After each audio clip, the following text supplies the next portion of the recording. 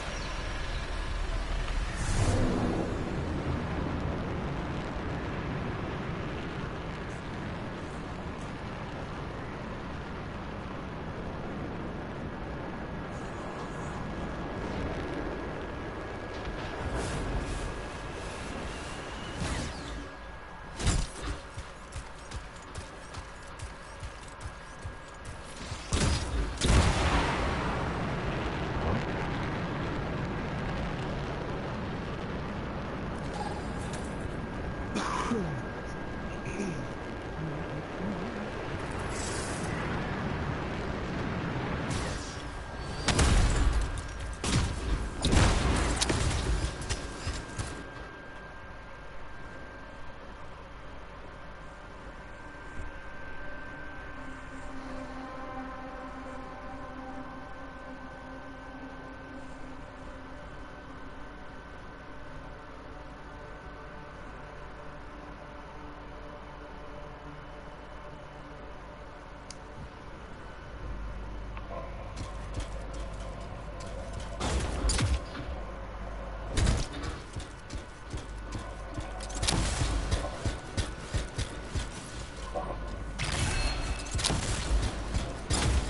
done.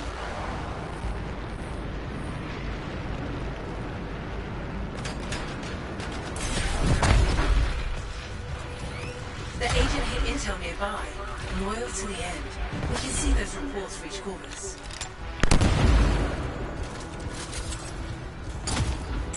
They're trying to regroup.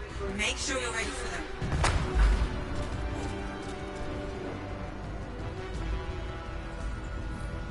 Corvus intel. They'll have hidden more nearby. The fight isn't over. You can do this. More of Corvus's report. That scar appears to have what we're looking for. Let's go get it.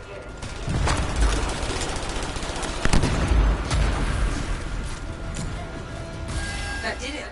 Very glad that scar has been dealt with. According to this, they plan to set off enemy explosives. Find them, and we can finish the job.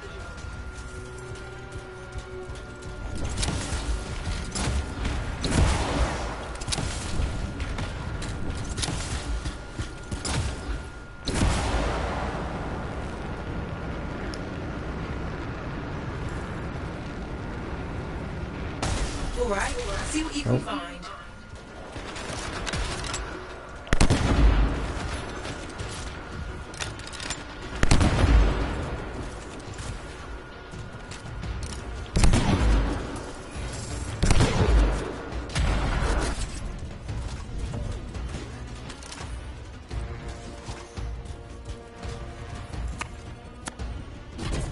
This could work.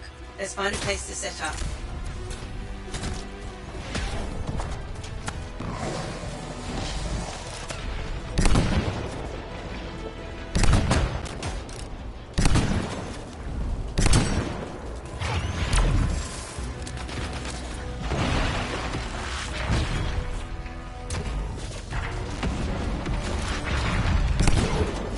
Keep near the bomb while it's arming. We can't let the scars interfere.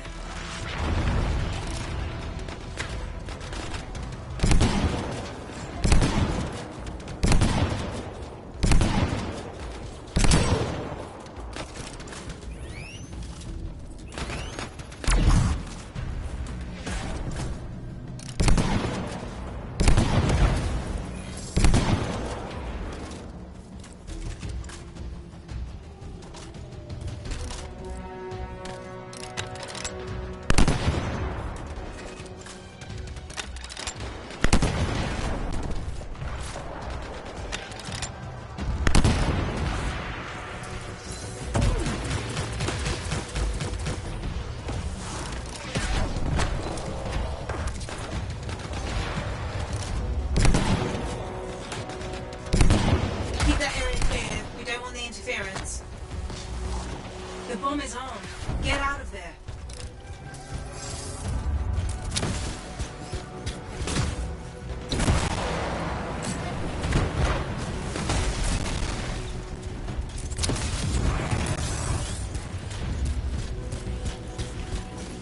That was done with rare style.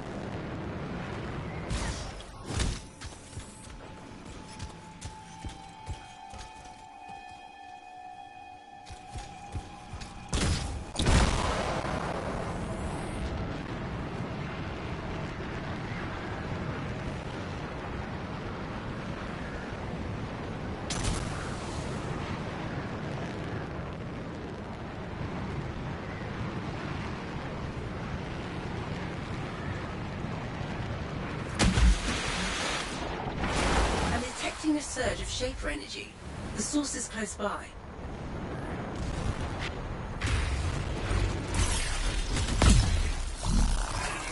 We're about to have trouble from that relic. Keep your guard up. Returning fragments to the relic may silence it.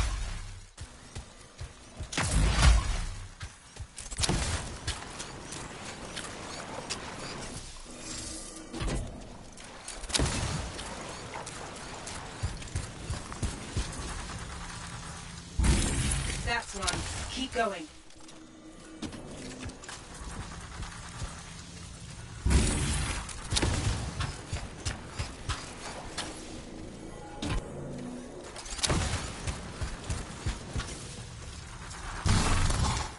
Okay. Good.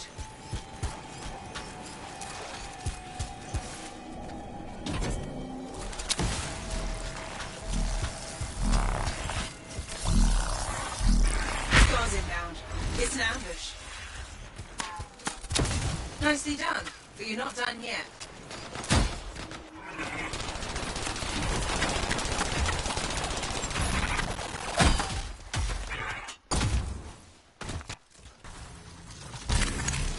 Let's see. One left.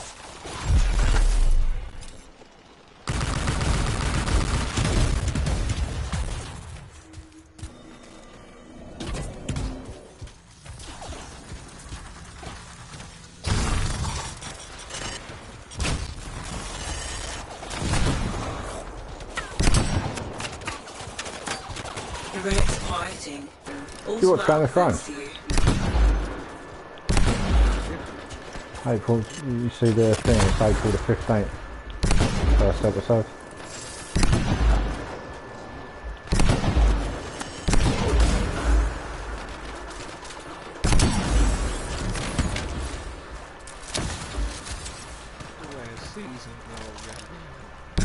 Yeah, they're gonna do spin-off, so they've already talked about, you know, the fact that it's not just a,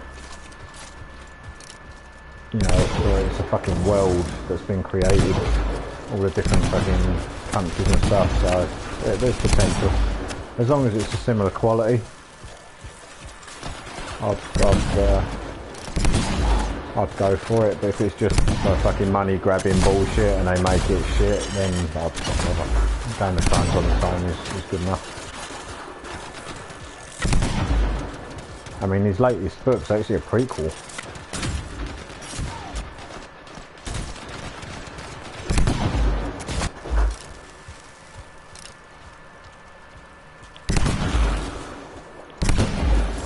They're running. Wise move. They're no match for us.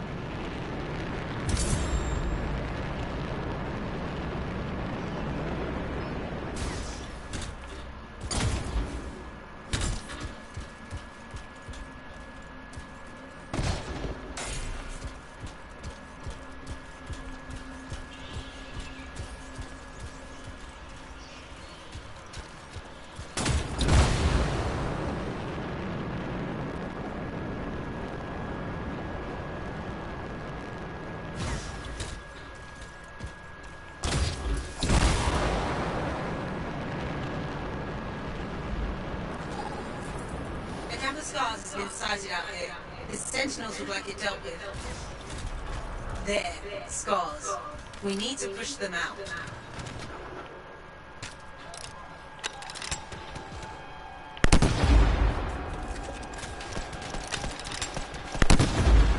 That's one. Keep going.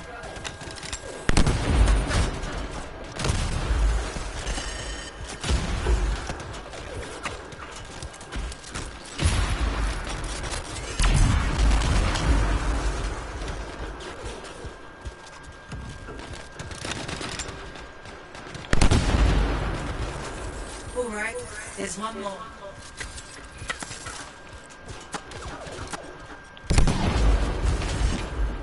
That's done. Nice work. These scars are a threat. We need to clear the area.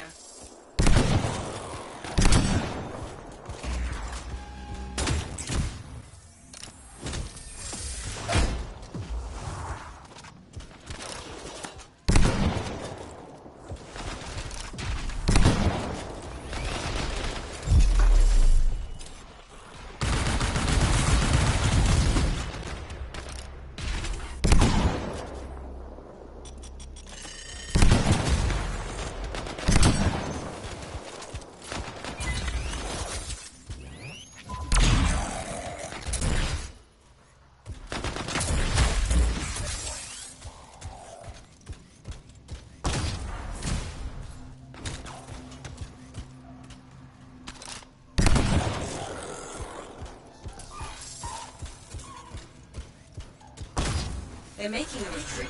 The fort will be happy with this news.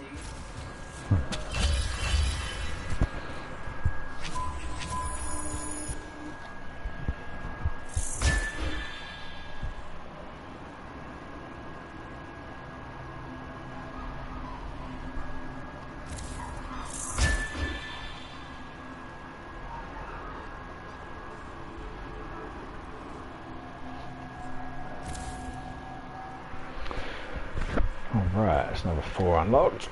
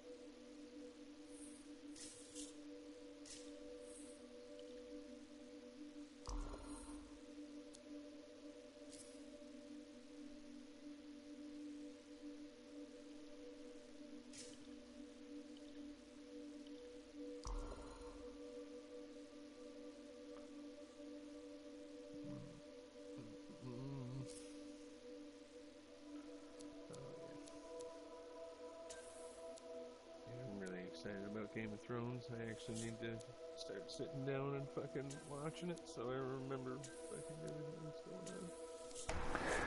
Yeah, I've done that every fucking time so far. Like, you know, just before the run up to it, I'll binge watch the entire fucking lot. I do it too.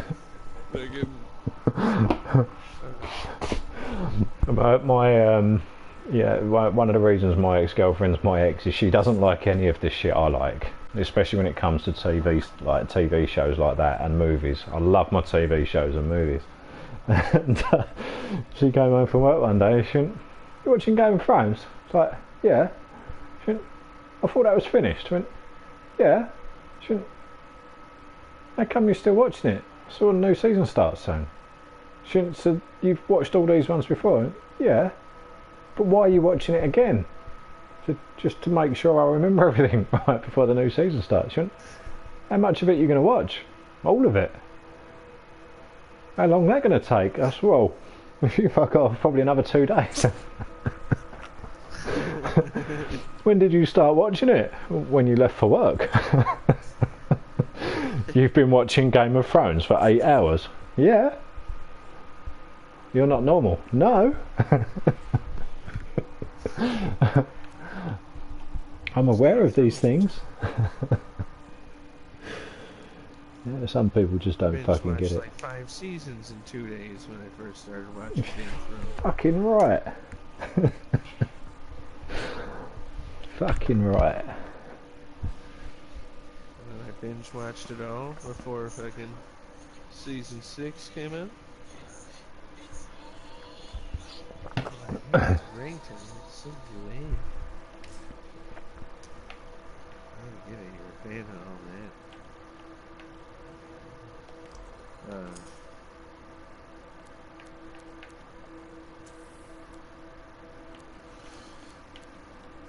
Yeah. I gotta fucking binge watching again.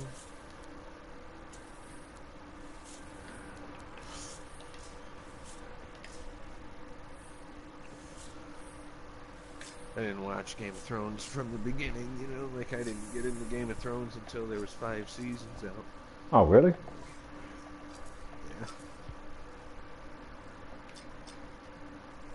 Yeah. Yeah. I didn't want to watch it because everybody was talking about watching it, and I was like, oh man, I fucking hate doing what robots do, and shit. And then fucking buddy of mine came over, and he's like, dude, you know how you feel about doing robot shit? You gotta watch fucking Game of Thrones. Trust me, you won't be disappointed. He kept nagging me and nagging me and nagging me, and I was like, alright, I'll fucking watch Game of Thrones, god damn it. Watched like 2 episodes, and I was like, god damn it, I'm hooked on fucking Game of Thrones. But it's like, I mean, as soon as I started, like, this whole thing about, oh, you know, have you seen this new TV show coming out? It's like, yeah, it's going to be like the rest, it's going to be shit. I mean, and someone said to me, I think it was actually a friend of mine from the UK, she said, it's got dragons in it. So when's it start?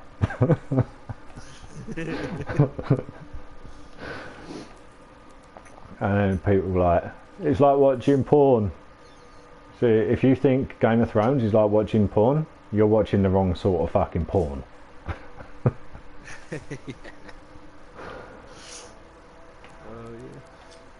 Yeah. Yeah. Did you watch Westworld at all? Oh yeah, definitely. That was really good. I haven't finished watching the 2nd season yet because I haven't had the opportunity to. I gotta finish watching the 2nd season. I enjoyed the 1st season a lot. I actually saw the movie too, like it's an old movie. Fucking yeah, that fucking movie's fucking ancient, but I think they done well because they based it on, like, on the movie. Yeah, what's up, Muda? How much? Not too much.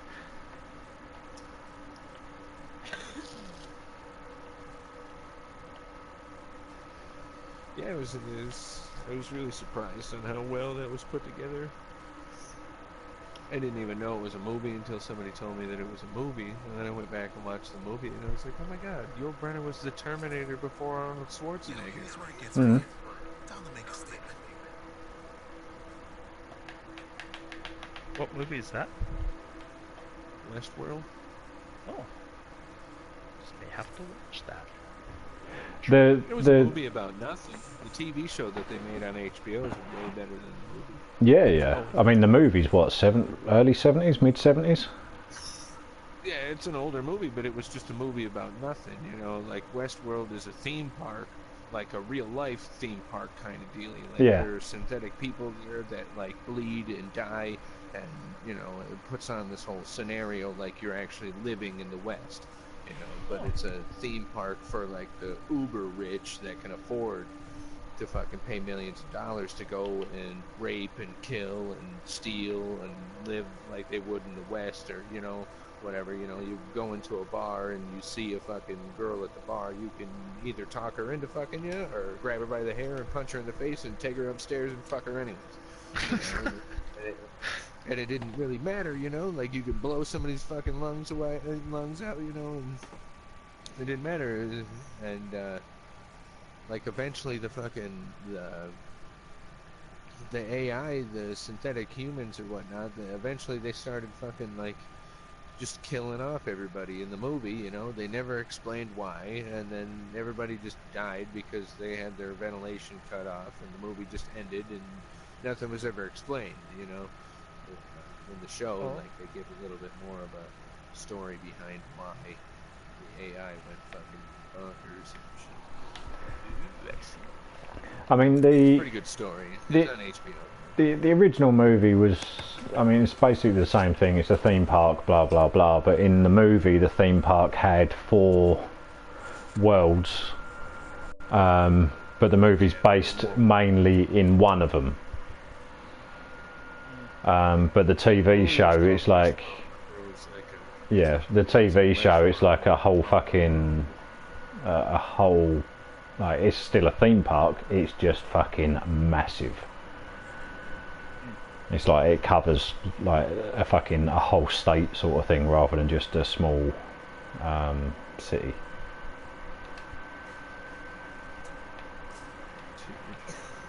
And it's cool. It's really cool, you know. And a lot of like the AI, like the synths in Westworld, you know, they remind me a lot of like sheeple.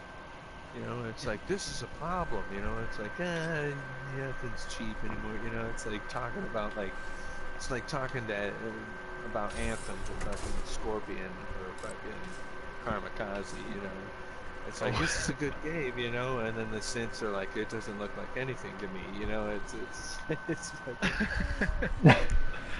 it's really scary on how it's like, people without being people. It's really good show. Actually, they're only like 2 seasons in, but it's on HBO. So if you don't have HBO, then you'll have to find other means. Downloading it. Pirate style. Yeah, that shit's fucking pissed me off. They, like, up until this year, or late last year, sorry, I could download from several different sites, and all of a sudden they got 2 new people in IT, and they've decided to block all the popular fucking streaming sites. I'm like, motherfuckers. So for me to watch Walking Dead now, I have to stream it on my laptop but connect it to my phone. That sucks. You know, it's kind of funny, like when Game of Thrones first started and people started downloading Game of Thrones illegally instead of paying for HBO, like the CO of HBO was like, it's not a big deal, let them download it, because you know, the more people that download it, like the more people are going to come and pay for it and watch it and everything like that. So go ahead, it's all right, go ahead and download it. Yeah, you know? That's how that works.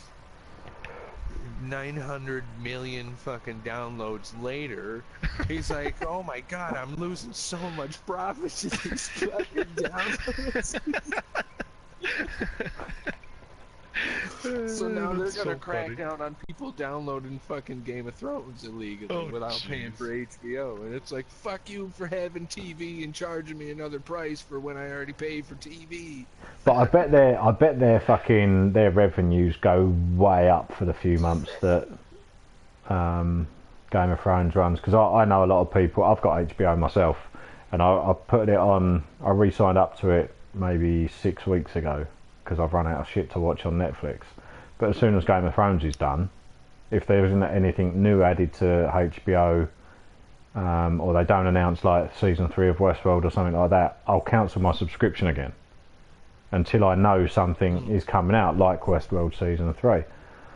And I know a lot of people that sign up to HBO just to watch Game of Thrones, and as soon as Game of Thrones is done, they cancel their subscription. Because there's nothing else on there they want to watch. They just want it for Game of Thrones. Do you have the Well, fair ready enough. for development? I'll start a search for abnormal activity in It's the like area. HBO's biggest moneymaker they've ever had. Yeah. I mean, so it's in their best interest to do some sort of fucking spin-off show in the Game of Thrones world, you know, and keep it on the same level of like quality, rather than to just be like, okay, it's done, laters sort of thing.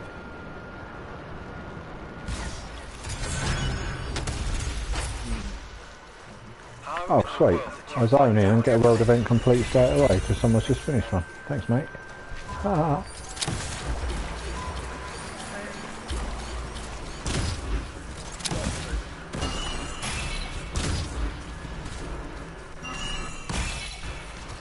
You're not playing Destiny.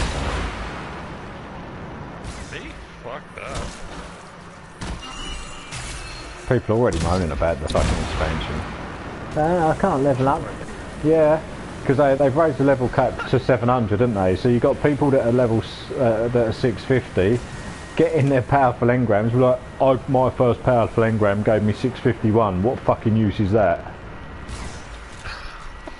And then within 30 minutes of the expansion dropping, people were already doing the looking for group on the Destiny app, saying must know what to do in the new game type. 30 minutes after the content dropped. Holy crap. Yeah, exactly. You wouldn't. And then you've got people moaning that the new exotics are shit. And they've really nerfed Sleeper and Whisper. Yeah, I heard that. That sucks.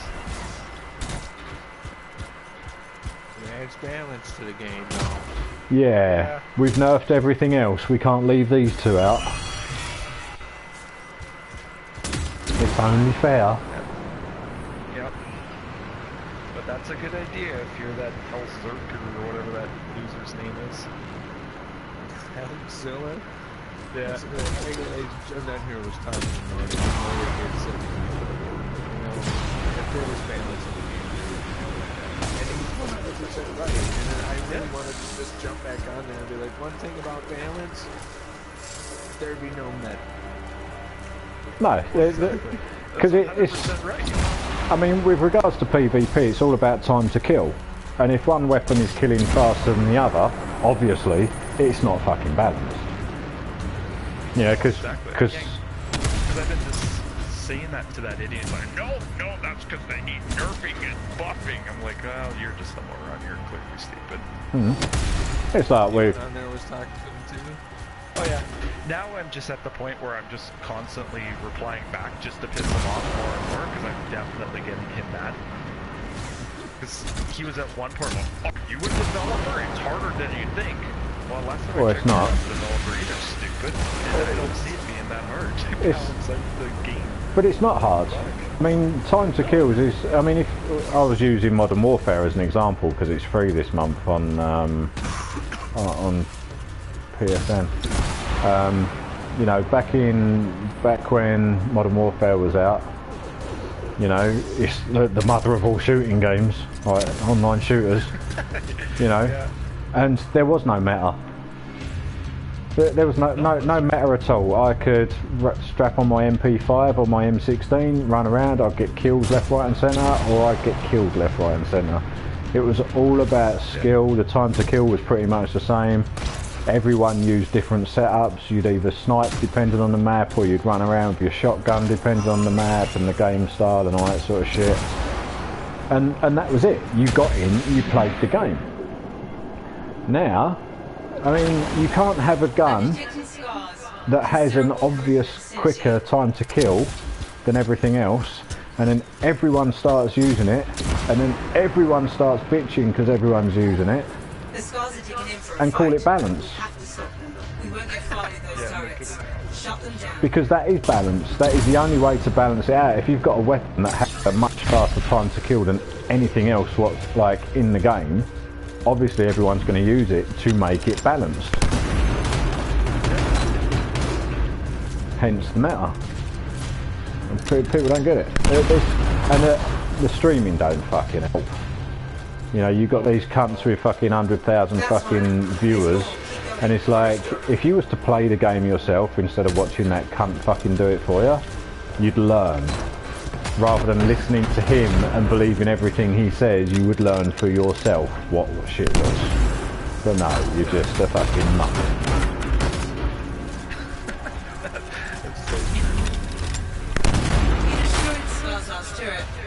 Won't they be close? Scar headed this way. We're in for a serious fight.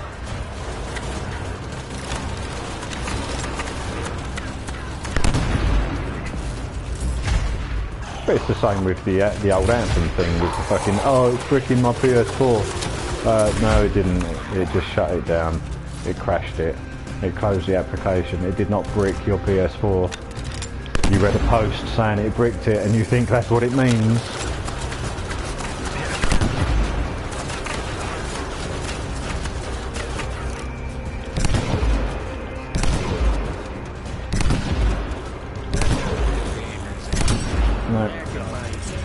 No, but no one can think for themselves. It's just like, you know, it's all about fucking YouTube and Facebook. Like, oh, I read it on YouTube, it must be fucking true. It's just like saying I heard it on the news, it must be true. We need to deal with these scars before anything else. It's like we're campers now. You want to walk through on a game that'll walk you through everything, give you everything, and tell you what you're playing, and tell you where to go, just go to game.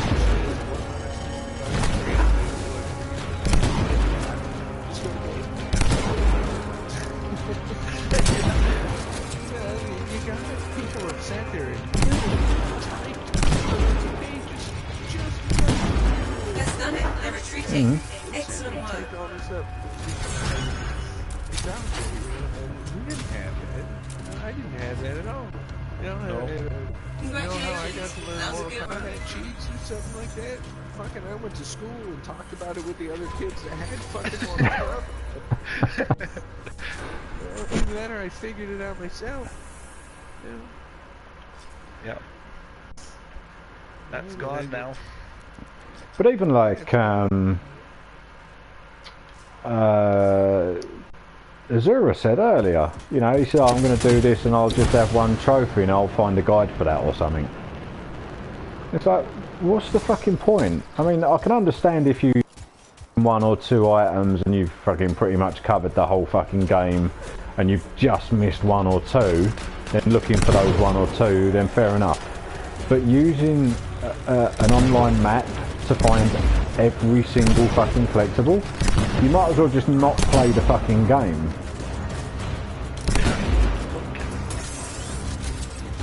And so I said to him, I said, well, what's the fucking point of that?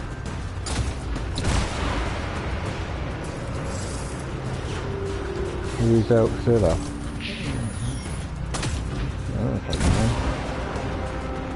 I don't actually know who Elxilla is. I know the name, I just don't know who he is. Yeah, I don't know. But where's he making these posts anyway? On Facebook? No, on Discord. I don't read that.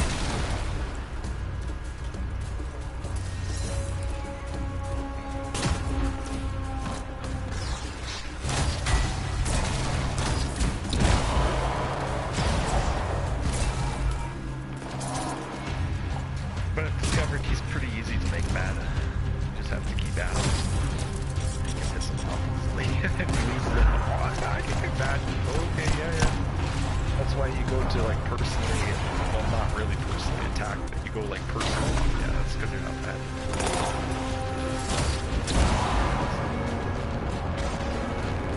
Yeah. And I'm The epiphany of calm. yeah. I'm really bad. I try not to post much on these places because when people disagree and they're kind of stupid about it, then I can't let it go. Yeah. I just keep at them because I want to just like pretty much make them break their phone. And I don't want to be like that. But I try not to. I'm a member of some of the communities on Facebook, like for gaming stuff, and I try not to say anything most of the time. But you see shit people post and it's just like, dudes, do you even listen to yourself? Do you read what you write? And there's people complaining about Anthem and it's like, I don't see how a game I've already paid $85 for. And I was like, okay, firstly, it wasn't $85. And he's like, I've already paid for the game, why has it got microtransactions in it? It's like, every game has microtransactions in it. Every single fucking game. And he's like, oh, but this one isn't free to play. Well, but it is free to play. Because to me, if you talk about a game that isn't free to play, I assume a subscription game, like Final Fantasy 11, World of Warcraft, that sort of thing. You know, because I'm a little bit old to think of Fortnite and shit like that, because they're just too new age for me. And I said to you know, and it's I made my first cosmetic purchase today, right? And I've got 200,000 coins. I've been playing for less than a fucking week, right? And I've got 200,000 coins. And this is what I was trying to point out. You don't have to pay. There's nothing there that says you must pay. You can play the game normally and still get the cosmetic shit. It's just going to take you a little bit longer than the people that don't give a shit about a few bucks here and now. There's nothing that says you have to pay. And he said, oh, but it's a principle. It's a AAA game, it shouldn't have microtransactions. And I really wanted to say to him, list 5 AAA games in the last 12 months that haven't got microtransactions. But then I couldn't think if there was actually 5 AAA games that came out that didn't have microtransactions, so I thought, no, I can't say that because I might fuck myself up. Yeah, exactly. But I think, honestly, I think you're right. I don't think there has been that many games, AAA games that don't have microtransactions. I think they all do. Yeah, and it's the thing, you know, ever since Final Fantasy 11 and World of Warcraft had the RMT thing, you know, and then game companies started to realise, hang on a minute, we could actually make that a thing in the game and make money off it, and it'll be a thing, and it'll be a thing for years to come, because all the time, and even mobile games, you know, you look at these games you get on the iPad, and it's just like, oh, you can buy this pack for $5, and for the most part, people don't give a fuck about $5. You don't think about $5.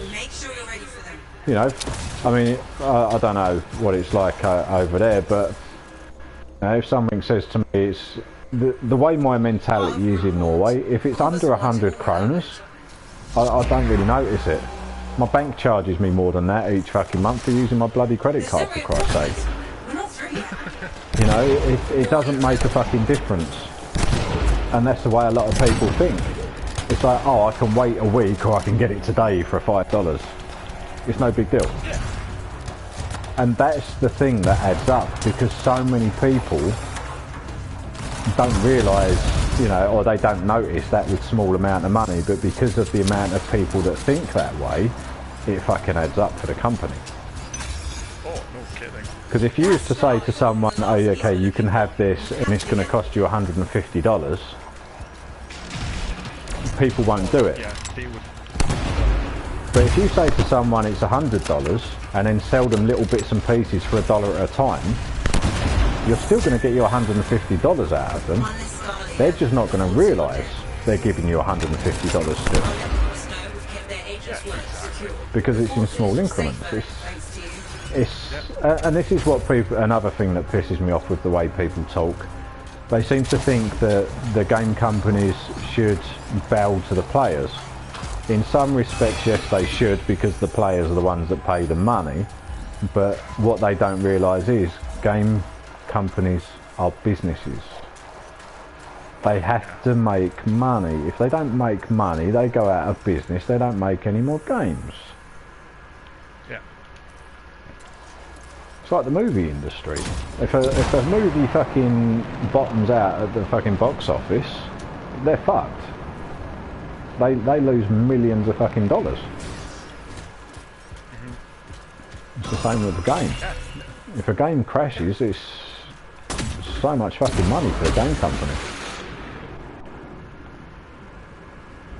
No, I agree 100% there. I mean, I do think some game companies do take the piss. I mean, Destiny is a fucking joke. They are fucking... At this point, they have been milking that shit for too long, and it's because of the fanboys that they're getting away with it. Yeah. Just hit it home. I mean, if I could get my money back for my annual pass, I fucking would. Oh, same here.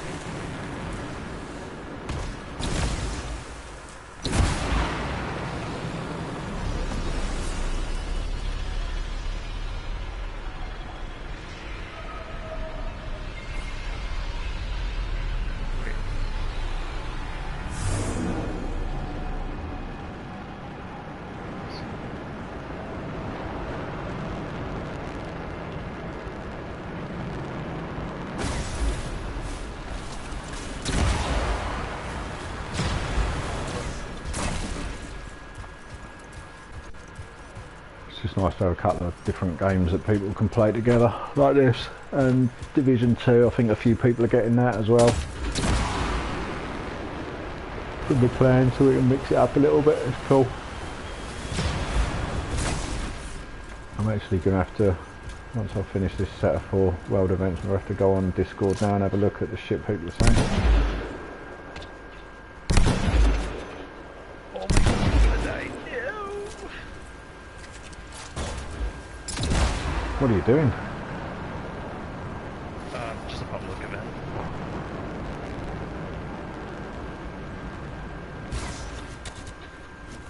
Oh, there he is.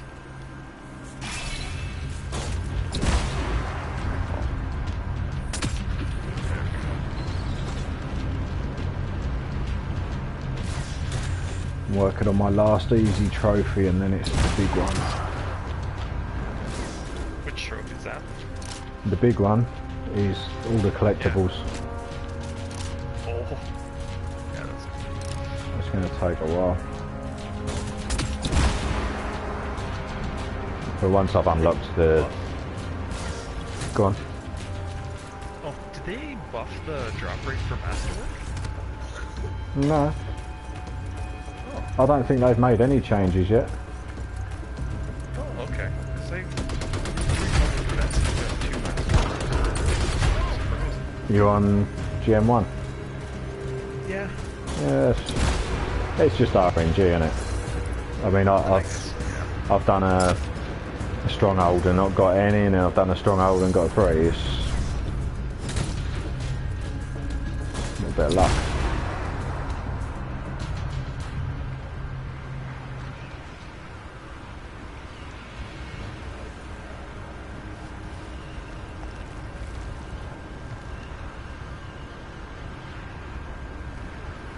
Cool.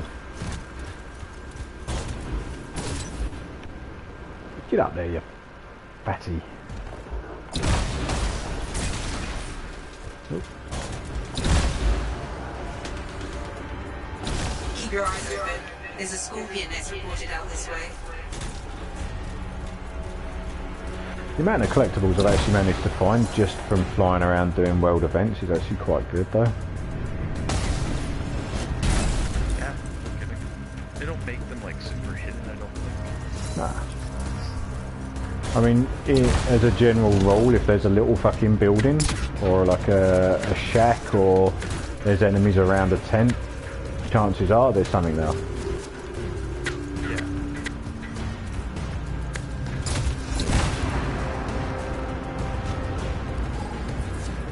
Scorpion nest. Let's go.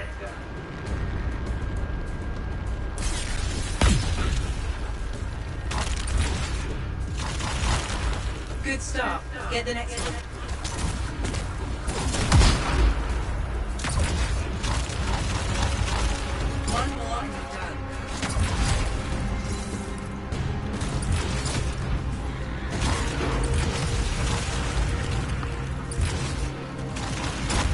Very good. That should be all.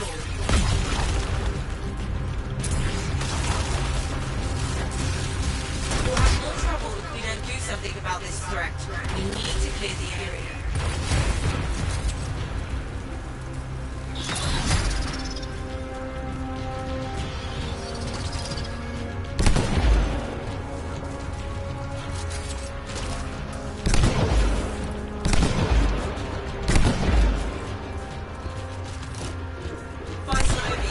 Looks like more headed our way.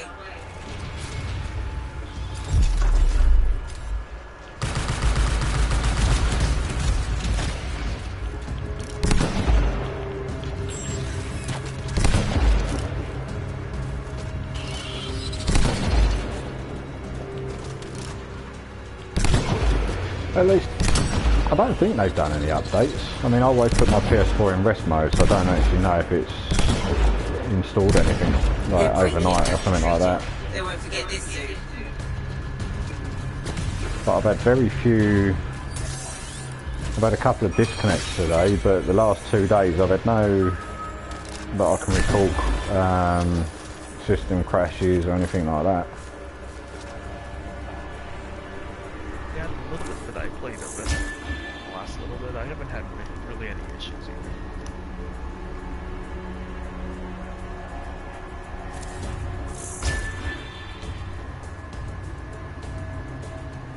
I think I was streaming for about 6 hours yesterday, so it means I was probably playing for about 10.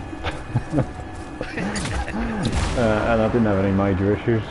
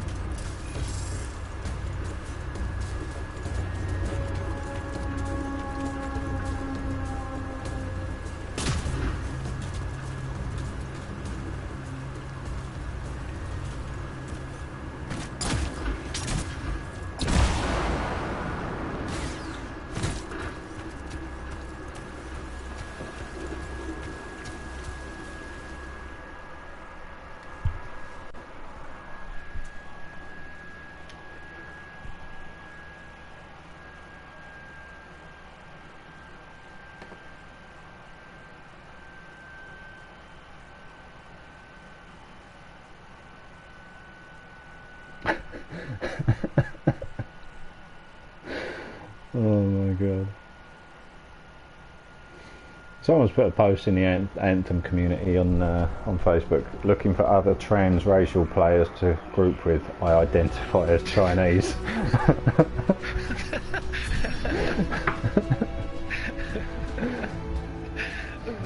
awesome.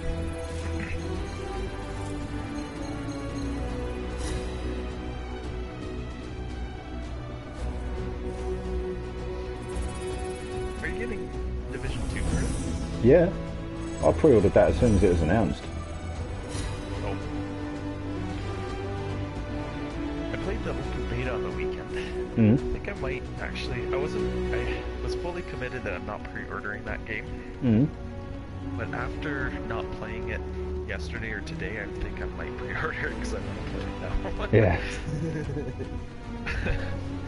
The thing is, I have a tendency to like just take a chance, because if no one fucking bought it because they were skeptical, then no one would ever fucking try it, you know.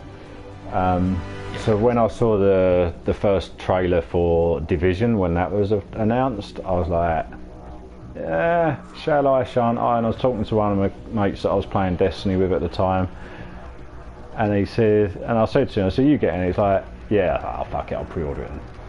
And it's fucking awesome. I think the game's awesome. So Division 2, I mean, their Division 1 probably had as many problems as Anthem's having right now, and as much as Destiny had when that first released. So they will have learnt their lesson. They'll know what to fucking look out for and shit like that. So I think on release it's going to be pretty good. They made some good changes as well, by the sounds of it, to like PvP and whatnot. So, yeah, you can't really go wrong. Yeah. Did you pre-order with that year one? Yes, The DLC, all that stuff. I actually bought the Dark Zone edition. Oh, did you? Yeah. Wow. I'm trying to decide if it's worth it. No. It's really not. Don't. I mean, maybe buy the special edition that gives you the year one cosmetics and all that sort of shit. Maybe if it's only a bit extra. I'm just looking at things lately. It's like, okay, I want it, I like the little fucking statue that you get with it. Fuck it. Yeah, so that's fair. I bought the mid-range one. Oh, I was just trying to decide because I wasn't gonna go that balls to the wall. I was just gonna do the one with the year one pass, but I just after Destiny, I am a little hesitant to want to shell out that kind of cash for like a year's worth of DLCs. Okay, with regards to the DLC with Division, the expansion packs were exactly that. It was a whole new fucking thing. I mean, so the first expansion to Division was, bear in mind they had free content as well, so when they started adding raids, like incursions as they are in Division, they didn't cost anything. Okay. It was just added. And then they have like these world events, like global events, sorry, where they add different things, and they're just added. But the actual expansions, like Underground, was a whole new fucking area of the game.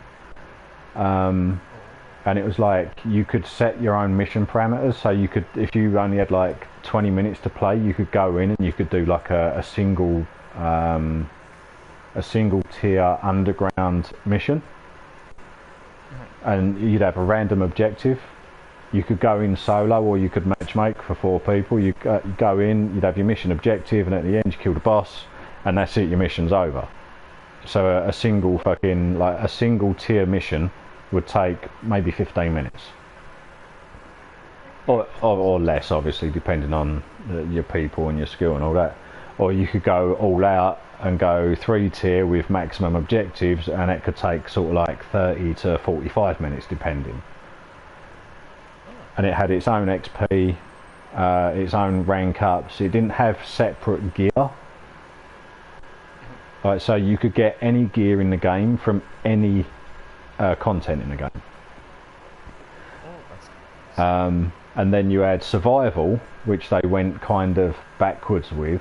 And when I say backwards, most content is to increase your player level or increase your power level and stuff like that. Whereas with survival, what they've done is they said, okay, so you're really good, are you? Okay, well, we're taking everything away from you.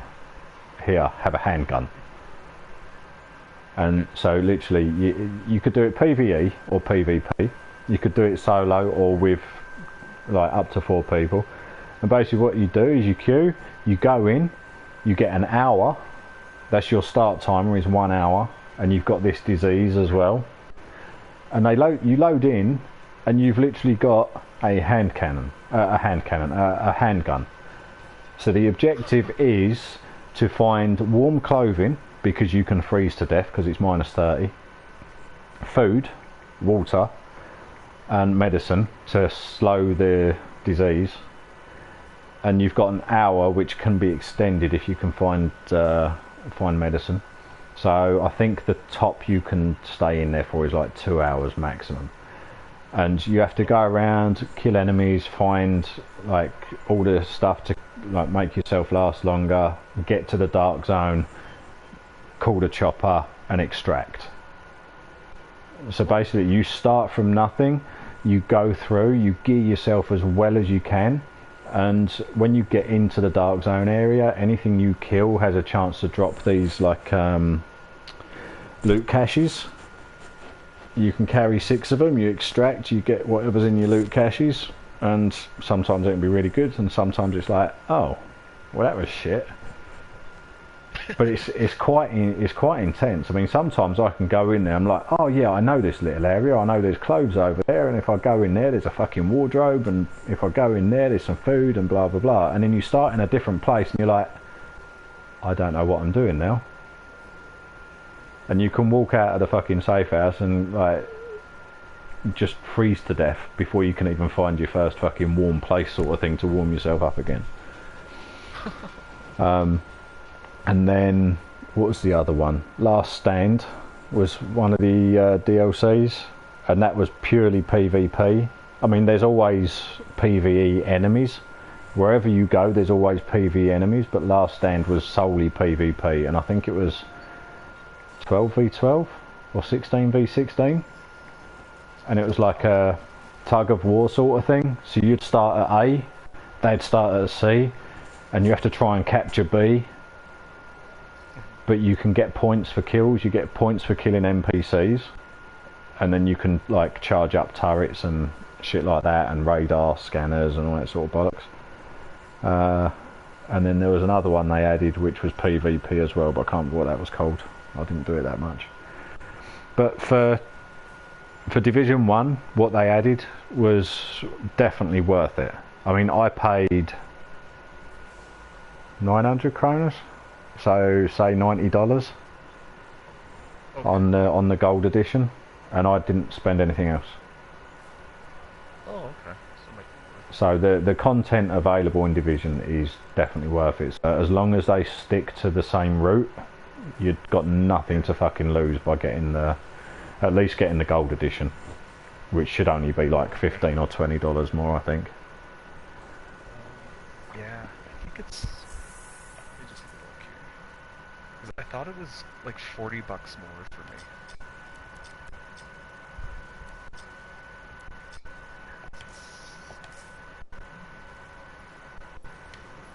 Here.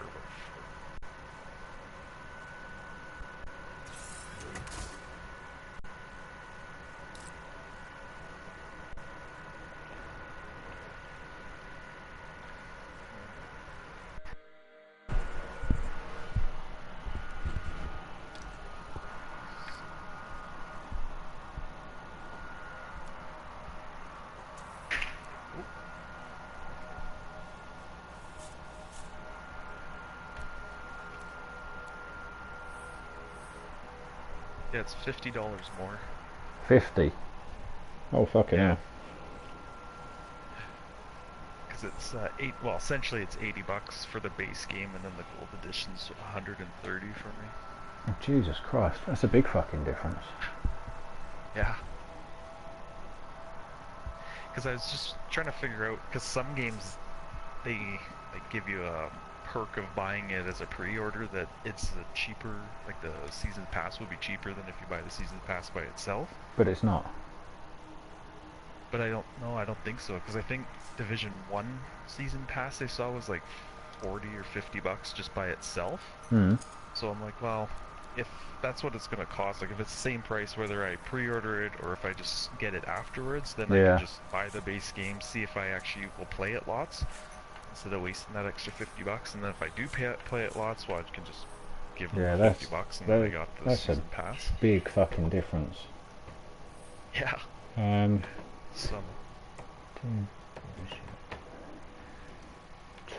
So, but I can't really, because they have one website I was on, they were kind of touching on what the season's pass gives you. And there was eight new missions or something they said to extend the story. But I don't know how in depth the story is, like each one of the 8. Because if it's only like 2 missions, then I don't really see the point in spending $50 on, say, 16 missions. Or risking. No, it wouldn't be that. No. Like I say, I really don't think they're going to go backwards on like the content they add for the annual pass, season pass, or whatever the fuck they're calling it in Division. I don't know. Okay. You know, I think they had such a good response with Division. They're not going to go backwards and be like, okay, motherfuckers, we've reeled you in now. Give us your money. But no, I mean, I totally understand if you're a bit sceptical, then just get the base game.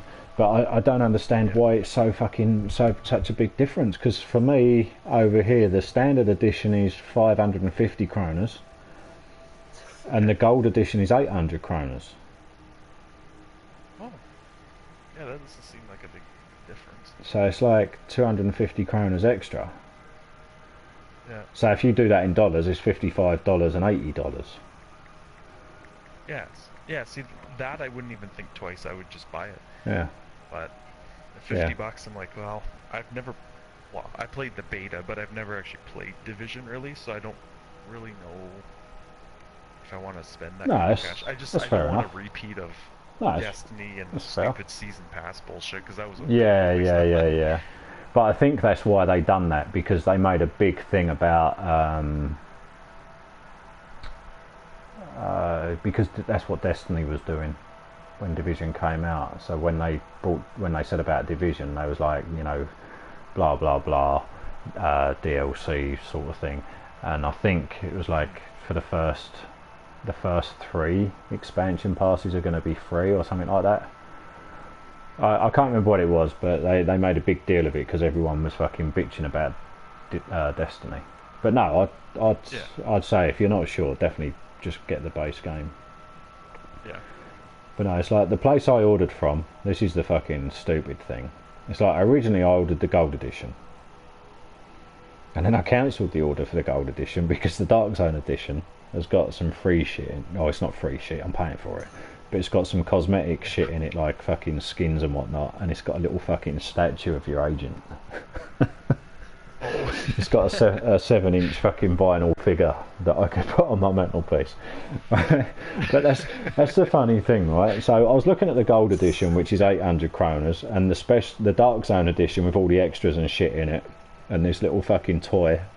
45 years old and I'm buying toys. I don't care. It's 1,000 kroners, so it's an extra 200 kroners, which to me don't mean shit because that's a burger at the fucking burger joint, you know.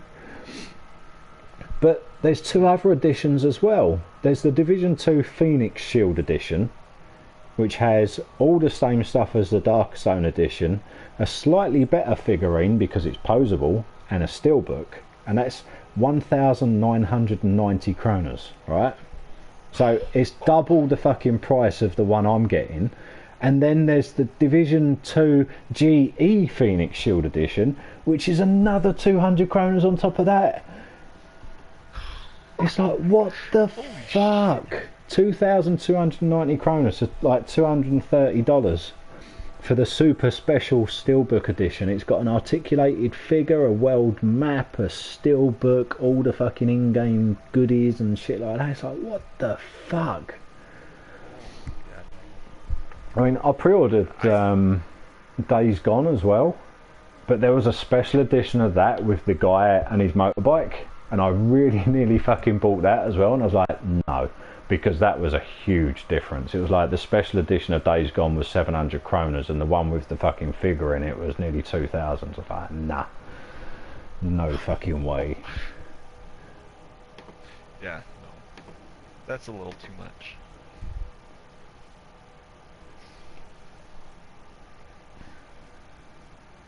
See, the other thing too about getting the gold edition that I kind of like is that you get a 3-day early access too. And I'm trying to decide if that's worth the extra money too. You do? Yeah. It says full game. Well, it says up to 3-day early access to the private beta. Well, that doesn't mean anything anymore. And year 1 pass subscription, and then you get the pre-order bonus stuff. But that's what the gold edition gives you. Huh. Didn't know that. At least that's what it says in the PlayStation Store. So I'm assuming you pre-order it through there that you should get it. Sounds good to I me. remember seeing games too. I need 1, 2, 3, 3 more components. Okay. But no, I mean, being sceptical about a game is fair. I mean, they're a lot of fucking money, aren't they? And it's not like it used to be. Yeah. I mean, I used to be able to buy a game on a Saturday morning, decide I didn't like it by Saturday afternoon, take it back to the shop and swap it for something else. Nowadays, you buy it, and I think that's the biggest downside to the games industry is there's no comeback. You know, it's very rare that a company will fully refund people, which is bullshit. I mean, if you buy something in a shop and it doesn't fucking work as intended, you take it back. So the games industry shouldn't be any different. No, I agree. Well, and the other thing too that I can have an issue with is that you can't, like, essentially rent a game. Because I'm assuming PlayStation Store you could rent a game. They give you the first, I don't know, like 5 levels, or just even give you access to the game to try it out. Because there's a few games that I would really like to have tried, and I'm like, I'm not paying $80 to see if I like it. Yeah, that's Especially it. when they're not like AAA titles. No, so I shied away from them, and I don't know. I might have missed out on a really good game, or I might have, dodged a bullet and, didn't waste my money on a really shitty game either. No, but it's so fucking rare to have demos these days, I mean, even back when I used to buy the PSN magazine every fucking month, you'd get a disc with it and it'd have demos of this and it'd have explanations of games and stuff like that, so you could get a little bit of insight. But now, you go on the PSN store and it's like, oh yeah, blah blah blah, next best thing, 600 kroners, and it's like, you want me to decide whether I'm going to spend 600 kroners based on a fucking screenshot. Yeah, exactly. I don't think so. You don't go into a clothes shop, see a pair of jeans hanging up and be like, yeah, I'll buy them. Do you want to try them on? No, just give me the jeans, I'm fine. I'll go home and if they don't fit, I'll leave them hanging in my fucking closet. Yeah, exactly. And go and buy a car, but you're just going to go and spend $50,000 on a fucking car, but not test drive it or check that there's an engine in it or anything like that. I'm going to wing it.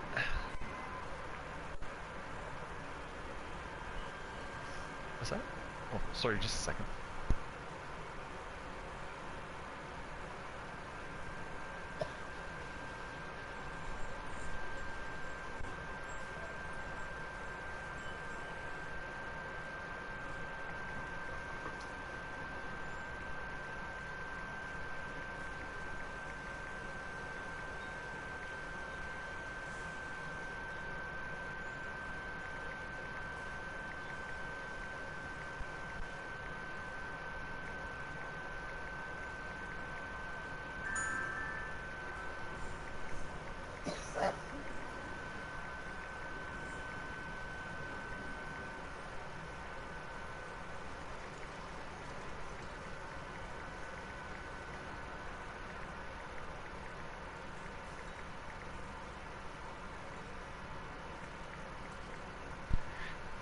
Sorry guys, I gotta go.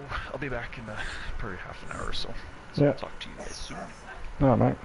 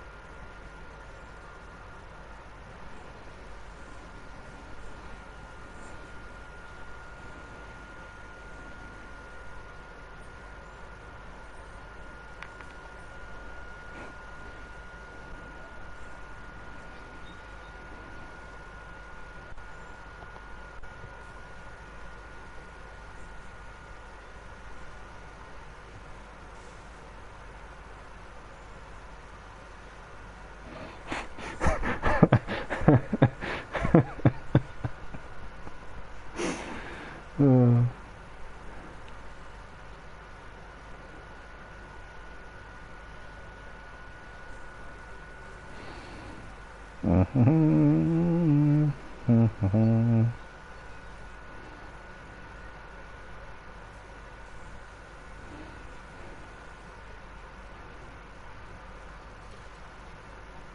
think adding more guns to Destiny, more guns and more ammo on par with the meta, would add that diversity that Bungie's trying to achieve.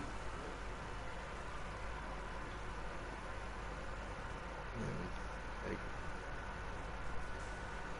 there's always been a meta in Destiny since D1. There's always been a meta.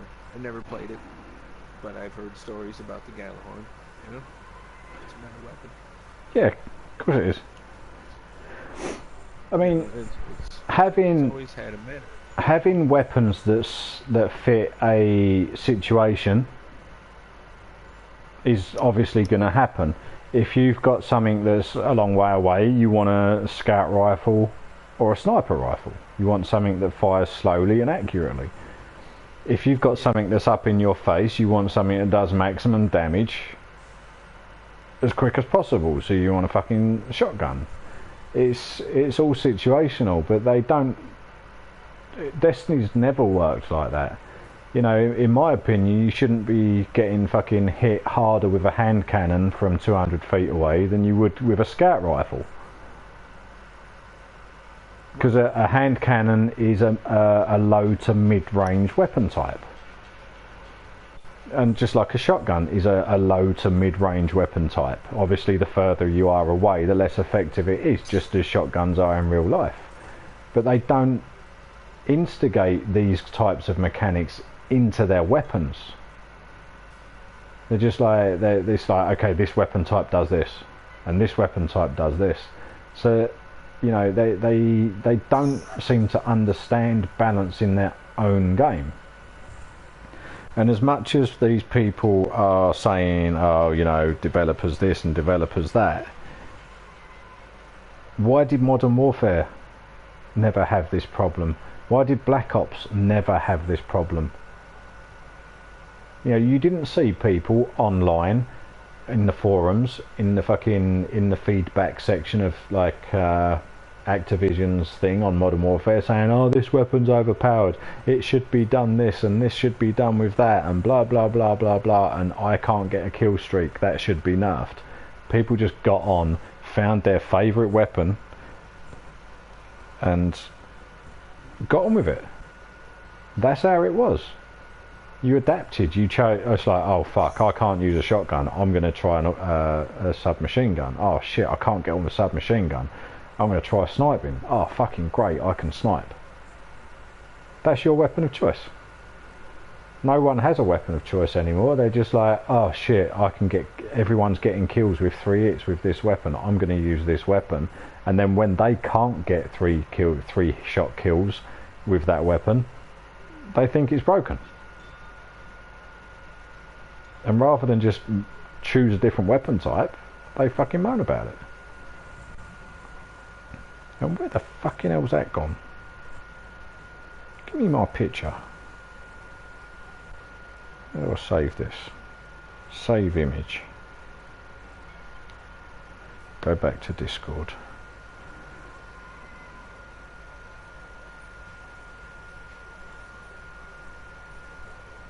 It's my only post I think I've made on Discord.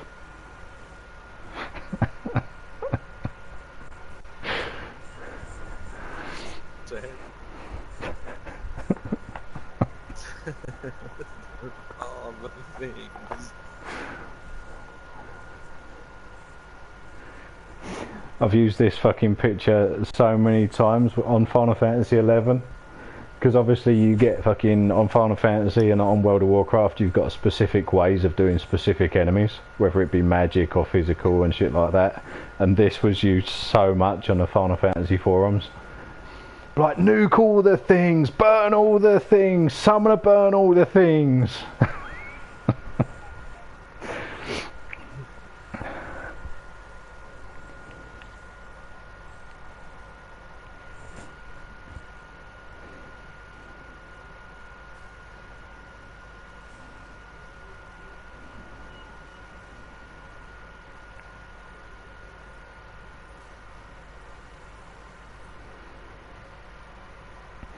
I mean, and this is like someone said here.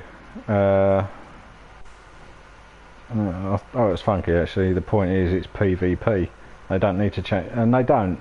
You know, people have been using the same weapons and strats in PvE since the content's added, and they realise, okay, we can do it easiest this way, and they're adjusting it now when the content's been out fucking months. What's the point? You're supposed to, I mean, when content's been out for so long and most of the people that can do it have done it, you should make content more accessible to more people. So instead of nerfing the weapons that people use to do the content, you should leave the weapons alone and maybe make the content a little bit easier and accessible for more people.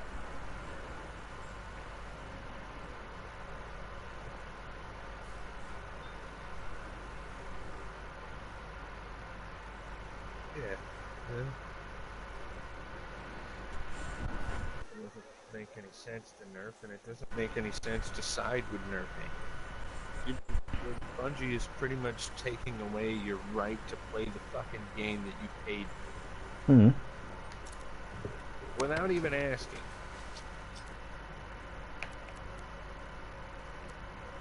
Yeah, it's like having a car on fucking, you know, you buy a car or lease a car, and then you wake up one morning, there's a mechanic out there changing your fucking tyres over for slicks, and they're like, oh, we thought it'd be better for you.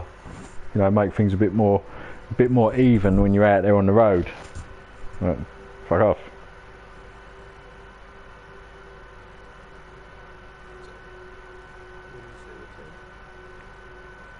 Hmm?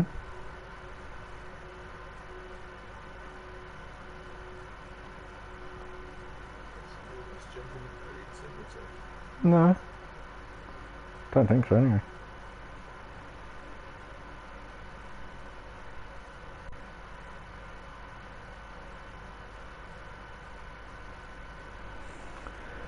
Okay, I need to do some more fucking free play. I need like 13 more fucking world events.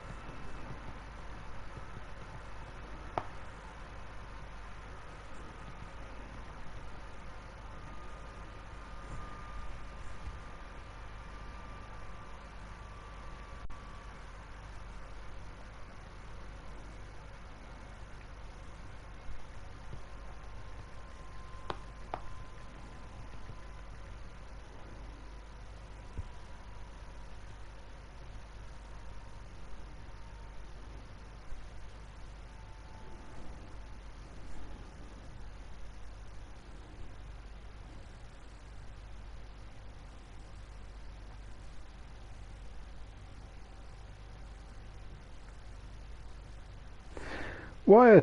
Oh, no, never mind.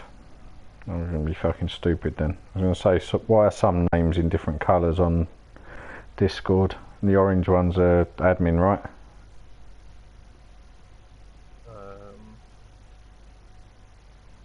Sure. I'm assuming. There's white, orange, and red. Worcester's red, so I assume that's because he's the thingy.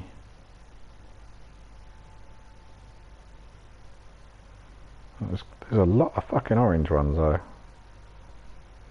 didn't think we had that many admins.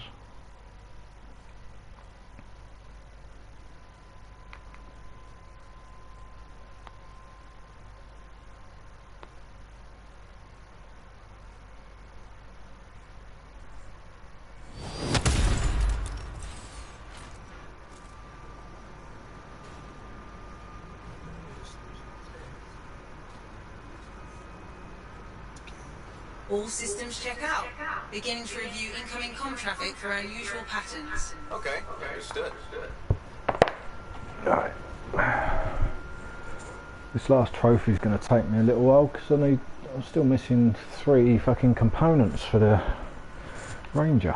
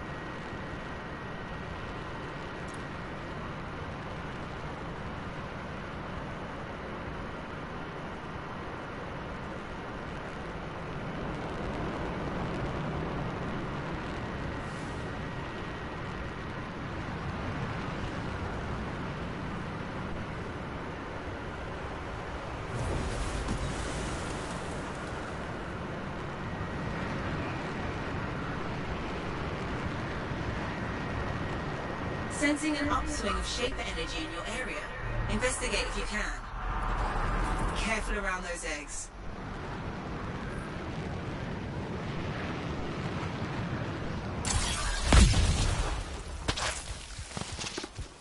There seem to be Shaper fragments in the area.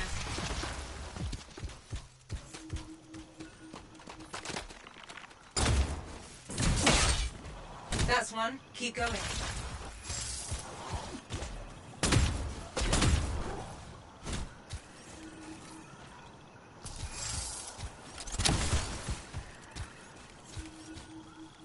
Scorpions, a lot of them, and headed your way.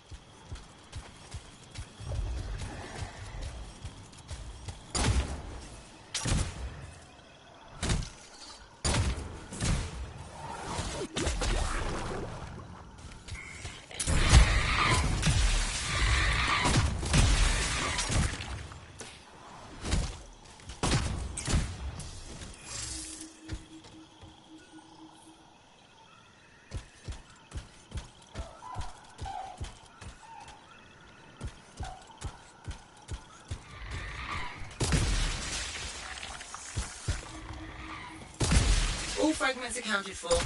I'll inform the Alchemist as a courtesy.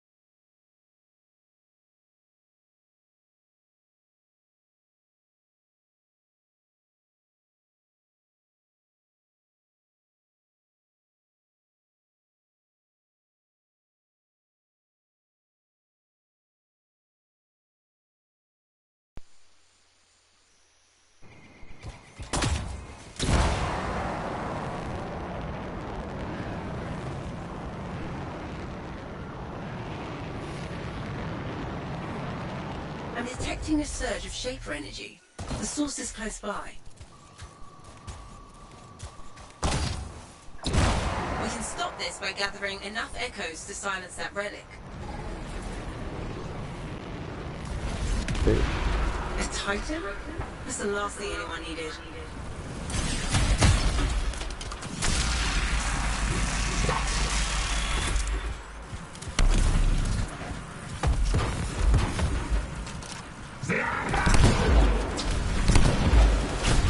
Time to show what a freelancer can do.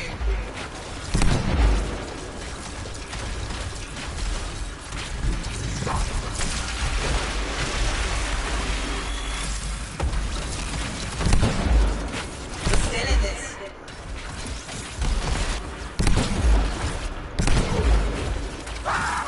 We're almost through. We've slain a Titan. That's worth celebrating.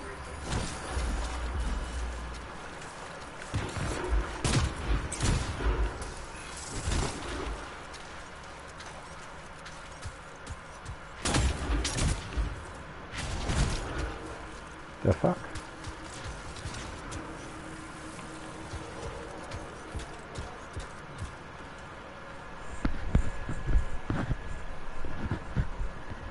Oh, of course. There's fucking echoes in it. I'm looking on the ground and nothing here.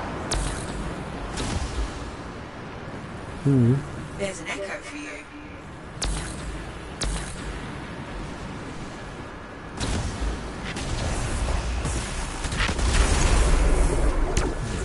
Echo accepted.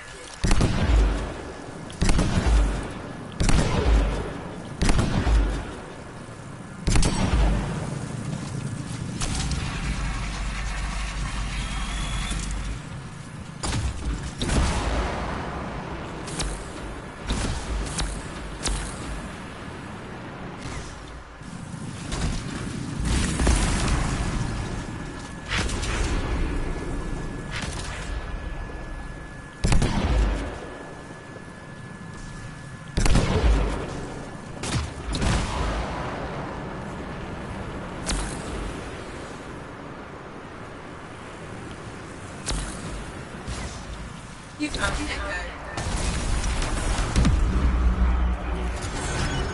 You've silenced the relic. That's a relief.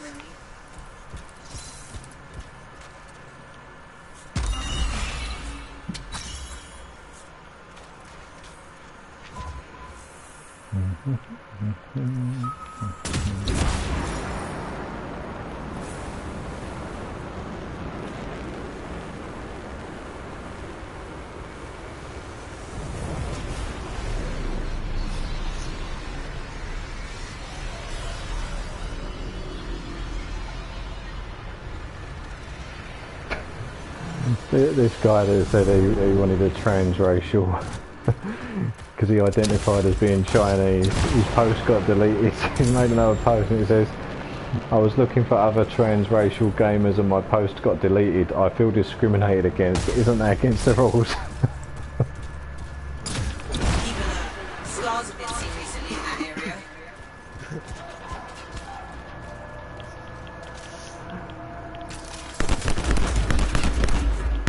Scar stockpiles. You should destroy them before the Scars put them to use.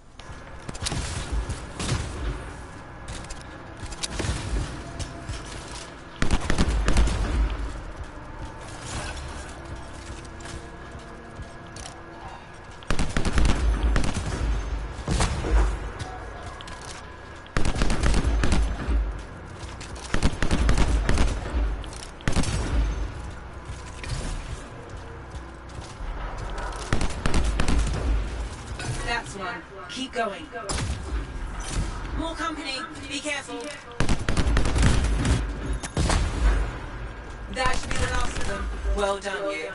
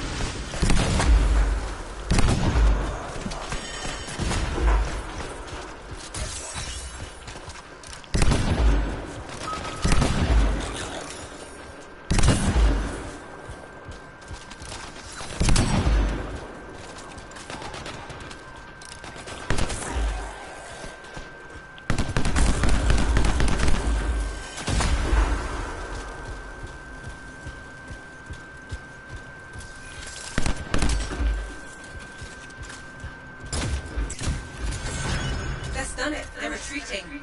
Excellent work.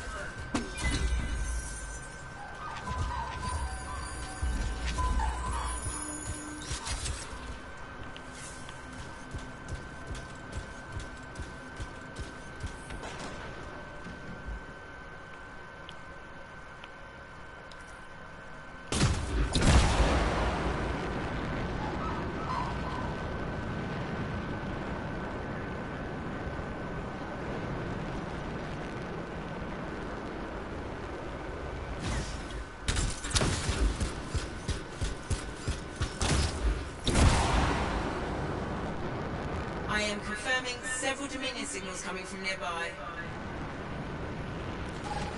The Dominion have been launching attacks from this camp. We need to shut down those turrets.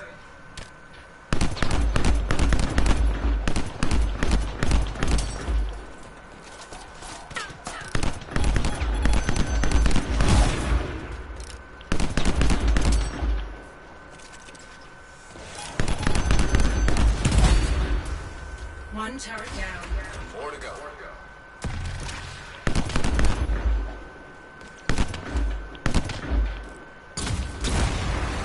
Gate, be ready for anything. Where's the other fucking turret then?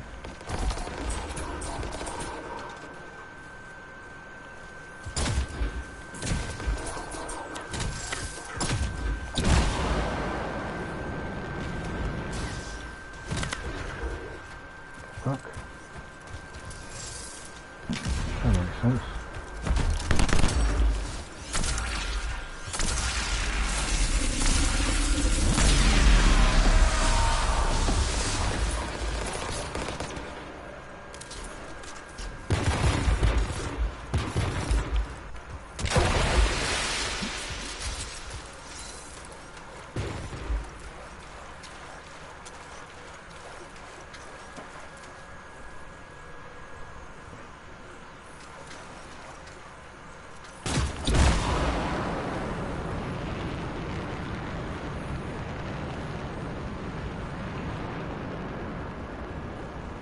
Oh, what, that was fucking weird.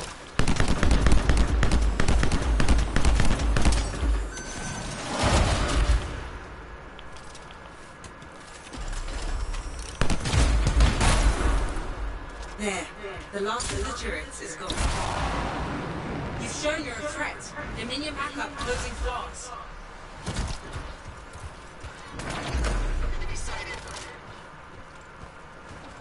You legendary.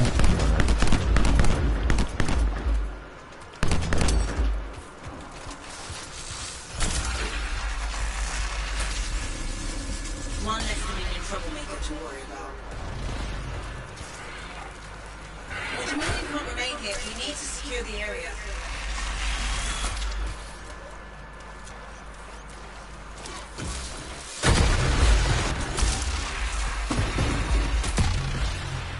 You did extremely well. Good work.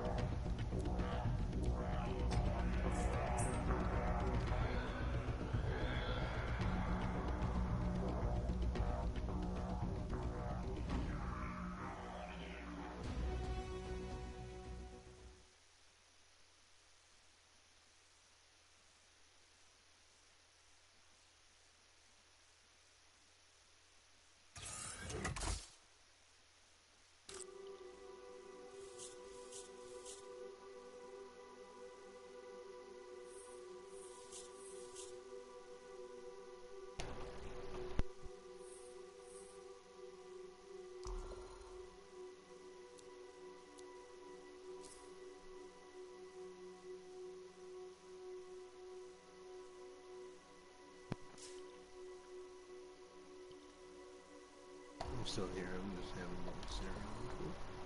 Yeah, no worries. No worries.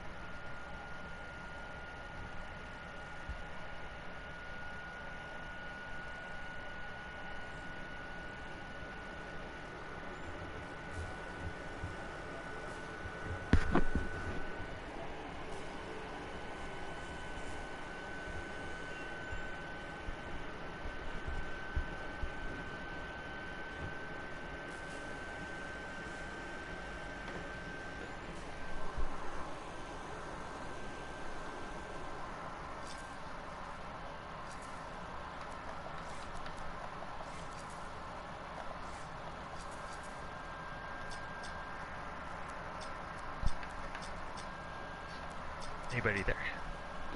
No, we all died. Oh. Oh, damn it. That sucks. I know. I'll just have to talk to myself. There's no wrong with that. Some of my best conversations have been with myself.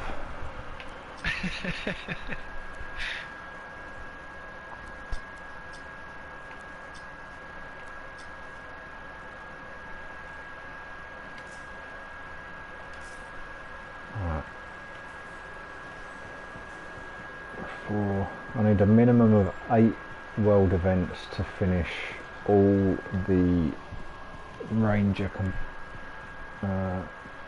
weapons and shit. That's providing I can get the final Ranger shit I need. It's not too bad. And I need 7 world events to complete the 100 needed for the challenge of Valor. That's actually worked out quite well, providing I can get my last component. And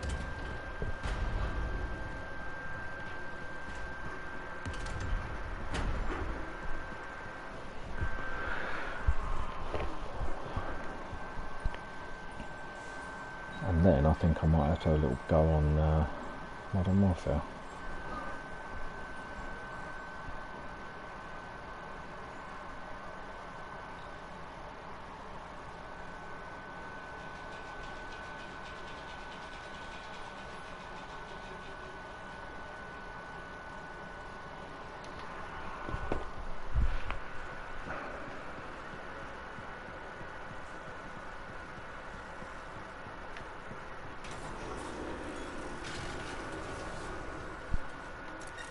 I love what you posted in Discord. That's so funny. What, the nerf order things? Yeah. That little icon, that little picture. That's Oh, yeah. nice. I was saying to Oshi, because I spent a lot of years playing Final Fantasy XI online. And Right. Obviously there'd be easy ways to kill certain monsters. And that picture was used so much, depending on the fucking... depending on the strategy. So it'd be like, they'd put that picture and they'd put like a wizard hat on it and be like, burn all the things. or they'd put a summoner staff in its hand to be like, summoner burn all the things, and give it a shield to be like, tank all the things, you know, that sort of shit. It was really fucking cool. That's awesome.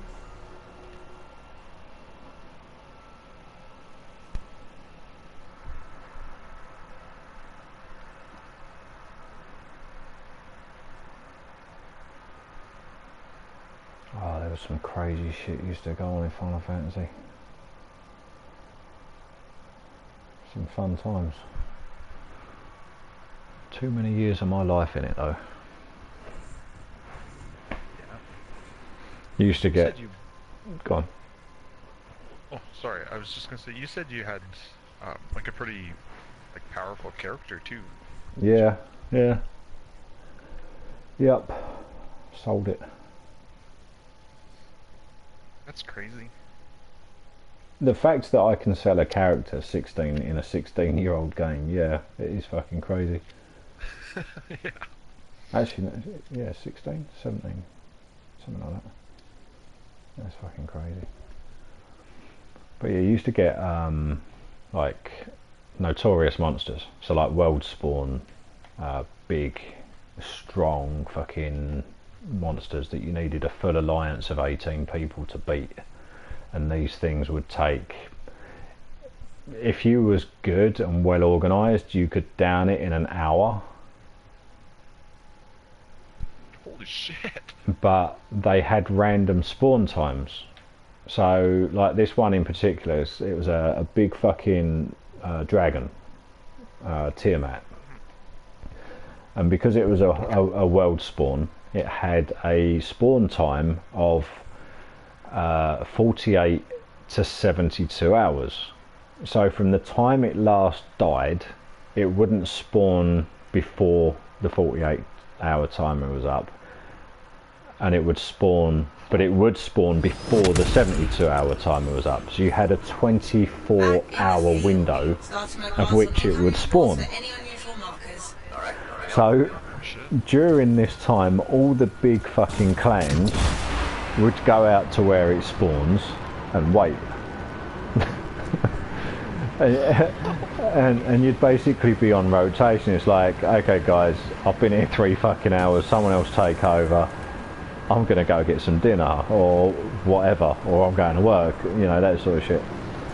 And then you'd come back from work, or you'd wake up the next day or something like that, and you'd log on and you'd be like, you guys are still here? Like, yeah. What have you been doing? Not much. Just watching fucking stupid videos on YouTube, or watching fucking Game of Thrones, or you know, just something, and having the PC or laptop off to one side so they can see the screen. And I remember this one fucking time, it was the 3 biggest fucking clans on the server had full alliances and extras. So it was 18-man alliance times 3. Plus like about 40 other people from their clans as well, just hanging around. And before they changed it, what you could do is, if one particular clan managed to claim, like get the first claim on the monster and start fighting it, you could cure their tank from outside the alliance. And by curing their tank, it would give your party, your alliance, enmity, like hate, on the monster. So it would start attacking your alliance. So as soon as it starts attacking your alliance, you can then fight it. And then whichever alliance has the most hate built up on the enemy would then get the claim on the enemy. Right, so I was like, I wake up and I'm like, oh, you're still here? Okay, I'm off to work. And I went to work. I came home from work, and my clan were fighting it. I was like, oh, good job, guys. Like, good luck on the drops. I'm going to have some dinner. I went away, come back like 2-3 hours later, and it's still alive. People are still fighting it, but not anyone in my alliance. So basically what had happened is they'd had a little bit of an alliance fight and another alliance had managed to get the claim on this monster and they were fighting it. And while I'm sitting there fucking watching, another alliance has decided to get involved as well. And it was just like, what the fuck? I was like, okay guys, I can't sit here and watch this anymore, I've got to go to bed, I've got work tomorrow. So I went to bed, woke up, it was still alive and still being fought by another alliance, and it was like, and it basically turned out it took 24 hours, a whole 24 hours for this enemy to die because the alliances were too busy fucking each other over to bother fucking killing it. One fucking enemy, 24 hours, it's just like, what the, you guys are fucking insane, I would have just given it up. I was like, no, we're not quitting. It was just fucking crazy, absolutely crazy. That is. But they eventually got rid of all that shit. They eventually made it so that there was no more world spawn monsters. They just you had to kill something to get an item, and then you spawned it yourself, so your alliance could solely fight it. But yeah, the days of the random spawns, there's so much fucking time wasted. You just have your laptop on in the corner and be watching TV or playing the PlayStation or something and just watching the screen, be like, fuck, it spawned! Grab your mouse.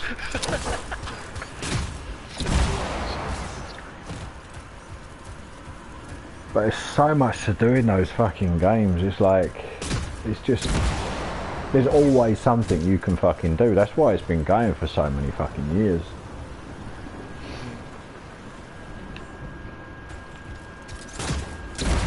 I mean, I'm glad I sold my character, because for the last, like, I'd say 6 months I had it, I would log on out of habit and it would just sit there and I'd do nothing.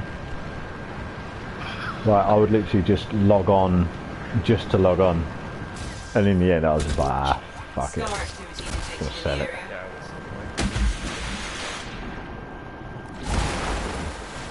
Break the fucking habit sort of thing. And my ex messaged me a couple of weeks ago, are you still playing? It's like, no. But I see you online. I said, it ain't me. It's like, did you sell it? I was like, yeah, how much did you get? It's like 20,000 kroner. No way. More than one tough fight on the field.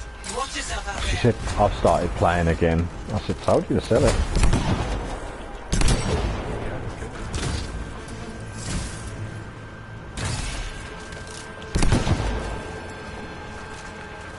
That appears to be all of them. Nicely done.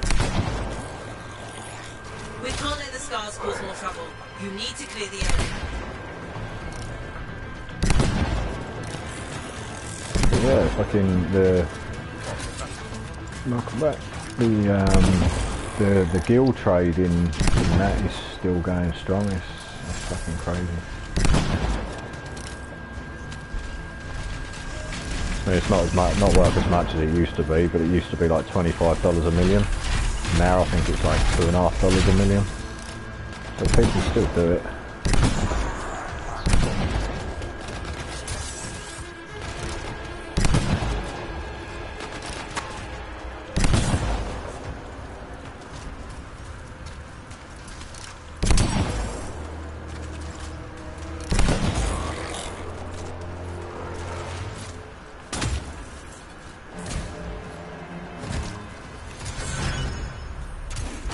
You did it. They're in full retreat. I'll send word of our success.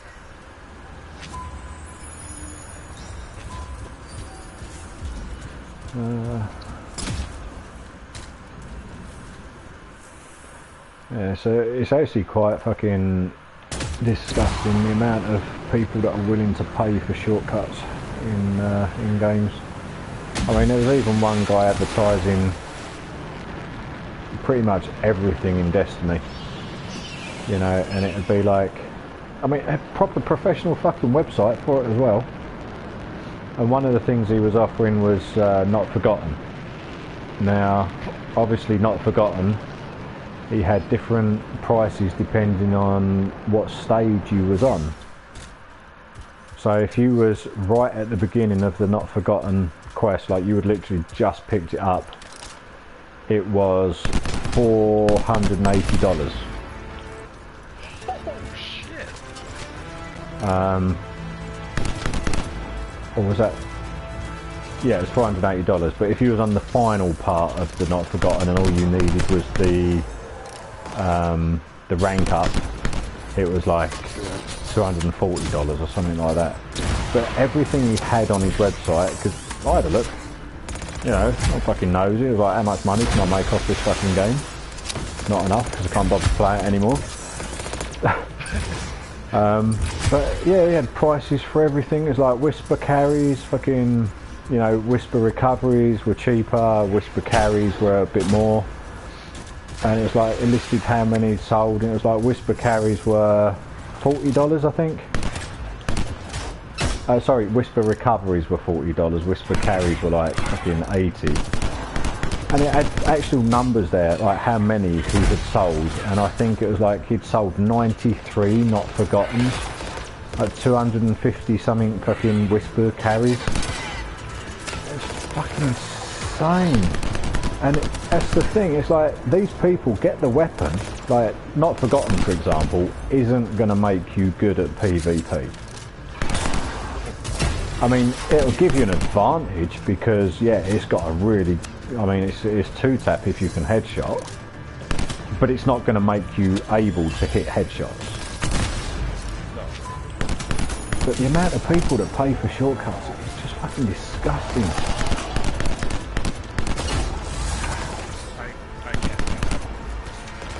I mean, I'll pay, I always said I'd never fucking pay for anything from Eververse. But once they got the flaming table with the cup sitting there drinking a cup of tea and the table on fire, I was like, okay, fine, I'm going to break my promise to myself. I'm going to buy the fucking thing. But in all the years I've played Destiny, it's the only thing I've ever fucking spent money on in the game. But yeah, I think it's just crazy.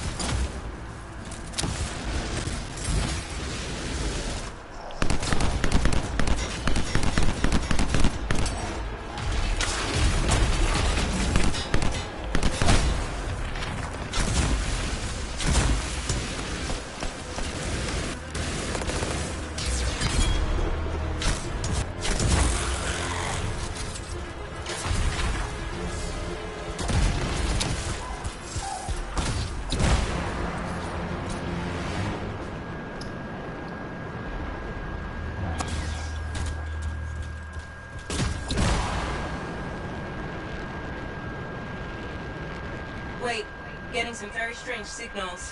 Something's going on. Strange signals from where?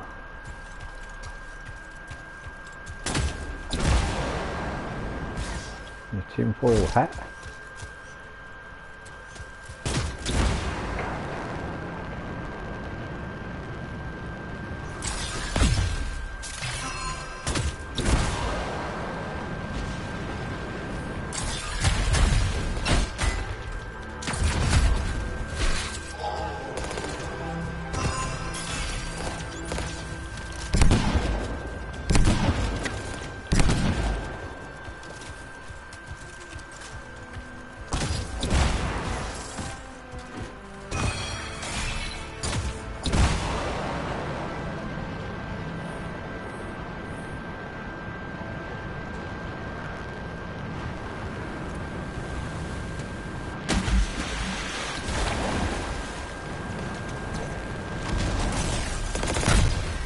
Careful, there's an unusual wave of energy coming from nearby.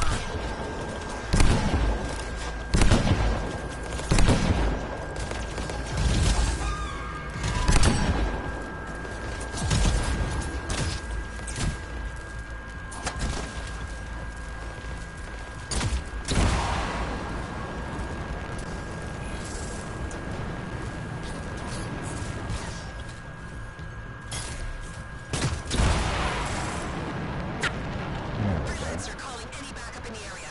I've taken multiple hits. That signal came. Freelancer in trouble. Dominion, stay alert. The freelancer can't be too far.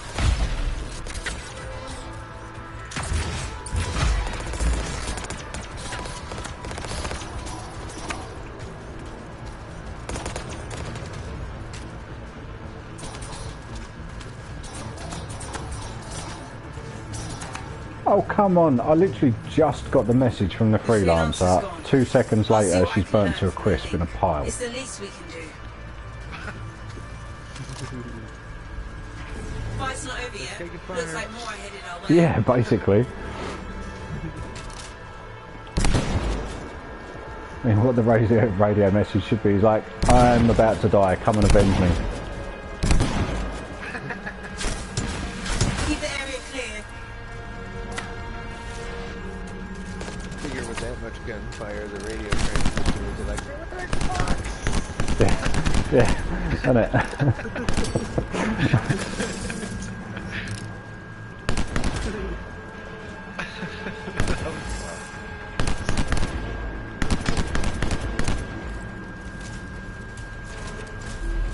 Halfway to completion.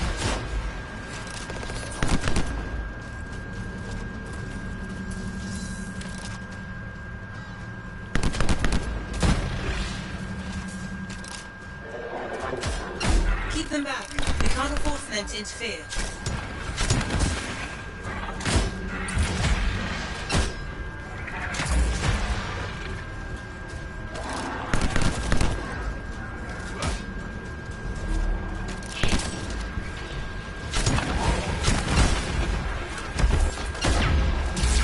Nearly there.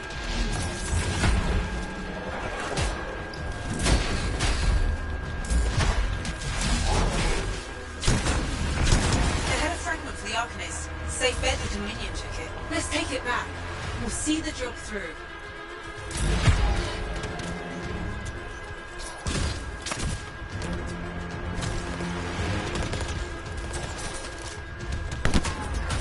Oh, you're legendary. Oh yeah, shoot me with my big gun. This fucking ice will fuck off.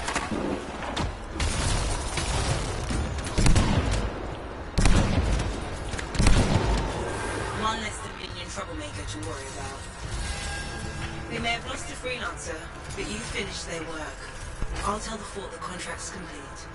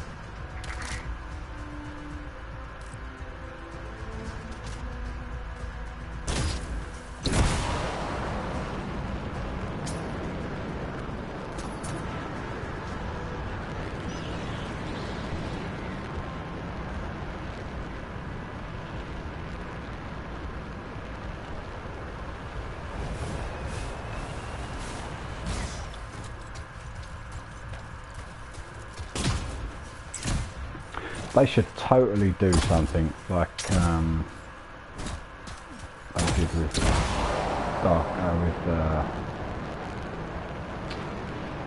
oh my god, what was that game? Dragonborn. The Dragonborn fucking game I was talking about Azura with the other day. No, the other dragon one. Yes, that one, Dragon's Dogma. They could do something like that in Anthem. I think that'd work quite well. But they'd have to do like an announcement thing to say it was coming. And be like, you know, you have this huge fucking enemy, whether it be like a mutated fucking titan or whatever. It could be anything. It could be a giant fucking grabbit, for Christ's sake. But it only appears so often, and every time it appears you get a certain amount of time to go out and do damage to it. Like, so it appears on every server, because obviously you only have 4 people per server, but it appears everywhere within the game universe. You go out, you do damage to it. If you don't kill it, it fucks off, but comes back after a certain amount of time with the same amount of health as it left with. And then once it's down, because that's what they've done with Dragon's Dogma, is you had 2 versions of the same dragon. You had the Dragon, which you could do offline. It had a set amount of health, done a set amount of damage. You know, if you was really overpowered, you could pretty much fucking one-shot it and all that sort of thing. And then you had the online version of the Dragon, which its very first version was exactly the same as the offline one. It was like capped at level 60, it had a certain amount of health, blah blah blah. But every time it got killed, like, so you would go in, you'd fight it, you'd take a chunk of its health off, and you had a 10-minute timer, and then it would leave. And then the next time you went in there, it would come back, and it would have less health than it did when you was finished with it, because other people had been fighting it. And then what would happen is, after it died, everyone would get loot. Everyone that had attacked it would get a share of the loot. And then it would respawn again after a certain amount of time, but it would come back and it would be like Dragon Gen 2. And it would be stronger. And it would take longer for everyone to kill it. And I think by the time I stopped doing that, I think it was up to like Gen 183 or something. And you could go in there and you could batter the fuck out of this dragon and you wouldn't even see the health bar move. It was so fucking strong. It had so much fucking health, it would take weeks to kill it.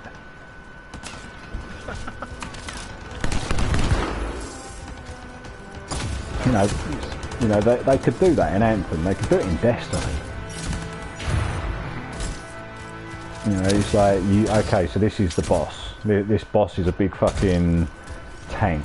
You're going to go and kill this tank. You go in, you kill the tank, and then the next time the tank spawns, it's strong. It doesn't necessarily get, like, not necessarily that it can do more damage, because it gets to a point where it'd one-shot anything.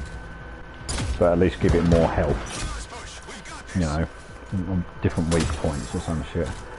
Because yeah, this dragon in Dragon's Dogma used to have to like find its weak spots, and it'd have fucking loads of them, and to get to some of them you'd have to climb on its back. Watch out! We have an Ursix! Or you, oh fuck, like just batter its feet to break the weak points, then climb on its back and break its wings, break its horns. Don't give in. Such a simple thing, but really effective.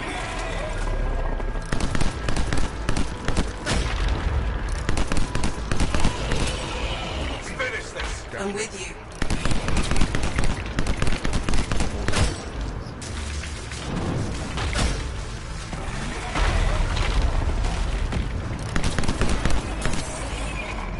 You stopped it. Impressive. We made it next to you. You eating cookies? No, I'm gonna eat beef jerky now. Oh.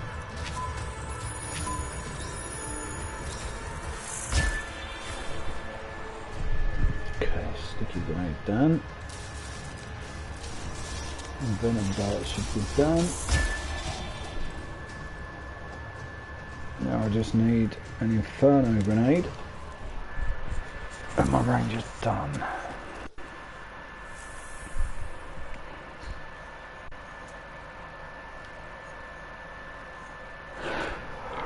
I had coffee with my neighbour yesterday and she had some Australian cookies. Someone had got her. It was like chocolate biscuit things, like so it's chocolate cream in the middle, and then 2 layers of like chocolate biscuit, and then actually coated in chocolate as well. What are they called? I'm thinking Tam Tams. Would it be Tam Tams? Why am I thinking Tam Tams? They sound delicious. Yeah, they were good.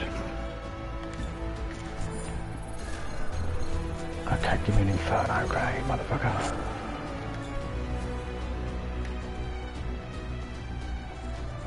No. No.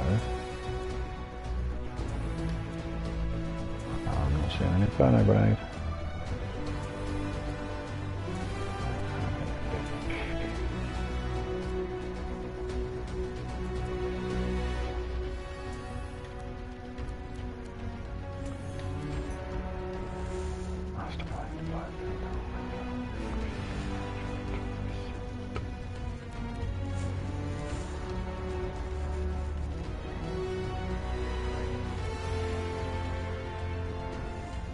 Okay.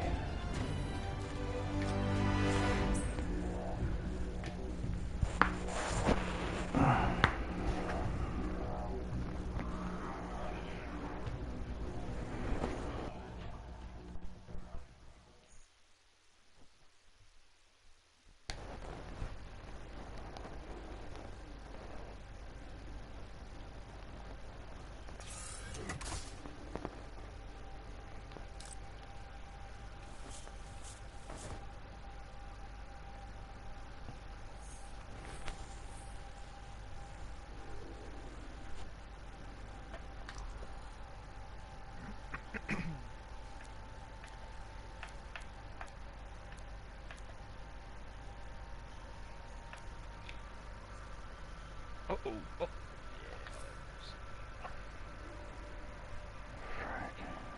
Igniter.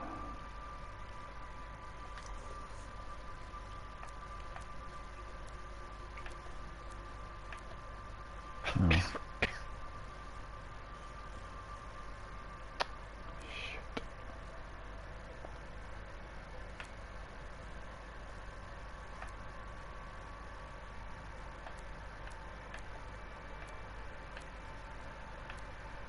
I can't see. Okay, igniter. Trigger.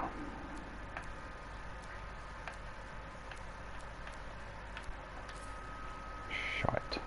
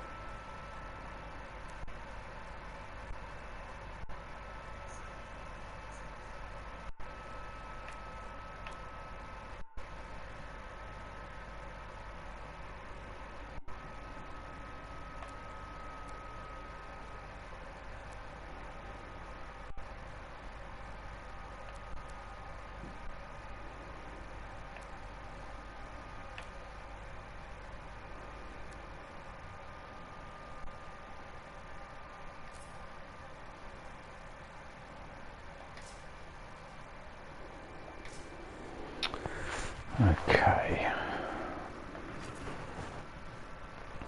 Now here's where it gets fun. Time to make a statement.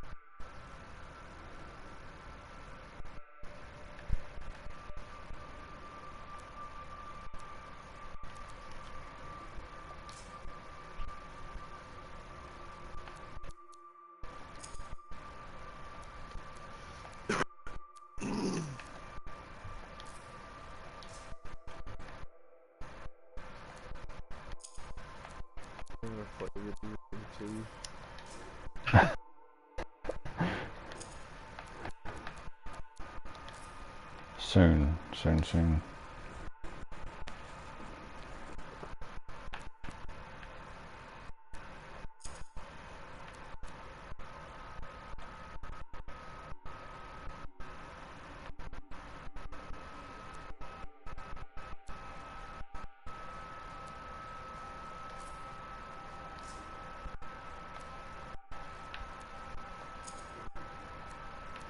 Are you still taking the anthem break?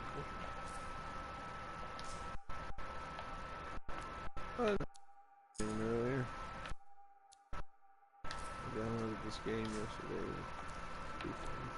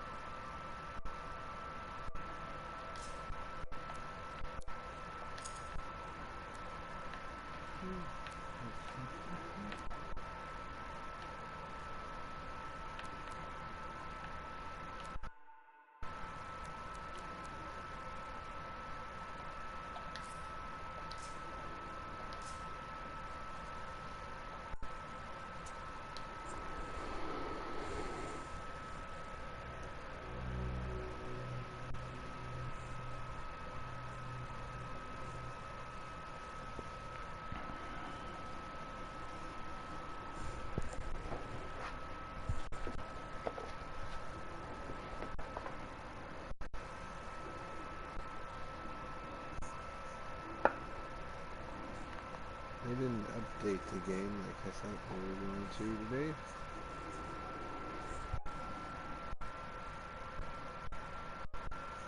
Which game? Anthem?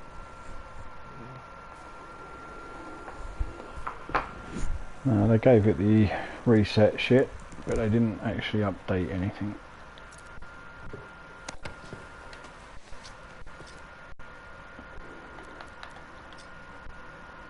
Okay, Strongholds, Tabasco.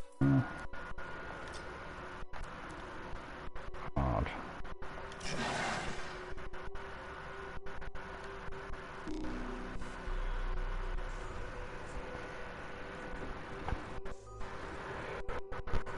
I'm not going to finish this challenge of Valor tonight. I think the rest too long.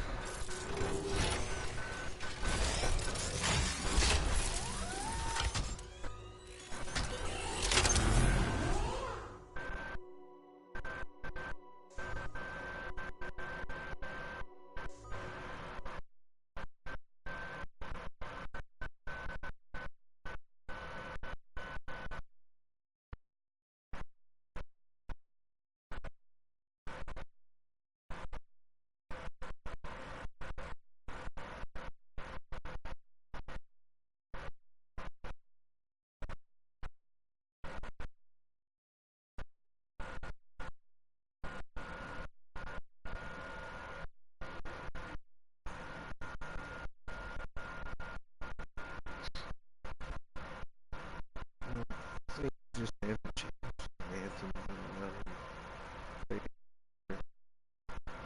Masterworks and Legendary and one like, oh, like, alright, things are looking up. And then they all hatched and they were all shit that I already had. And I was like,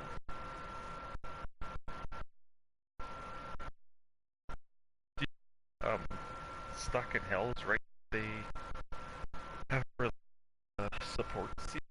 that's my hand. Yeah. I haven't seen one. Catching in our Corvus contact. Freelancer, name's Seth. I was hoping we could meet in person, but I see you're eager to get started. Corvus has been tracking an Iskari called Skilos. We got a jump on it, but Skilos retreated to the caves. My team's built for ambushes, not sieges. At least you know your shortcomings. Skilos is wounded, but there's an entire swarm backing it up. You've got your work cut out for you.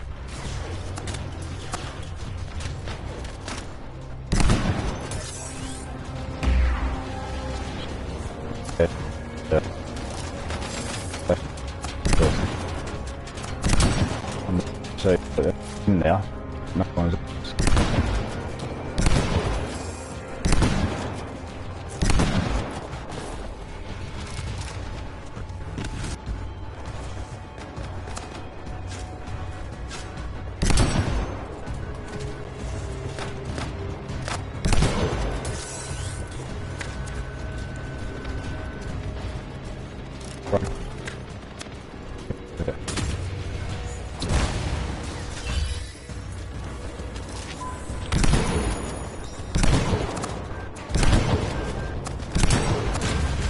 God damn it.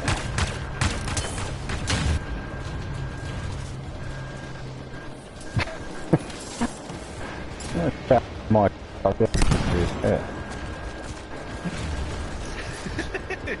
oh my god. What the fuck?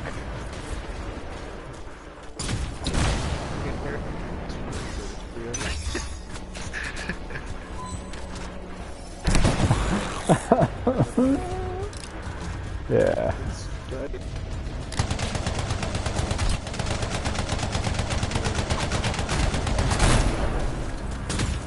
Yeah, fuck you, fucking Mike, fuck, bitch, fucker.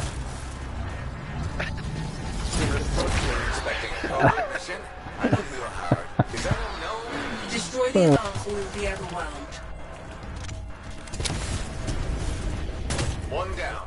I don't need a status update every time. Oh, that was for Faye. Oh. 5 more, freelancer.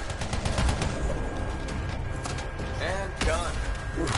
Thank God I was getting a migraine. We couldn't have that.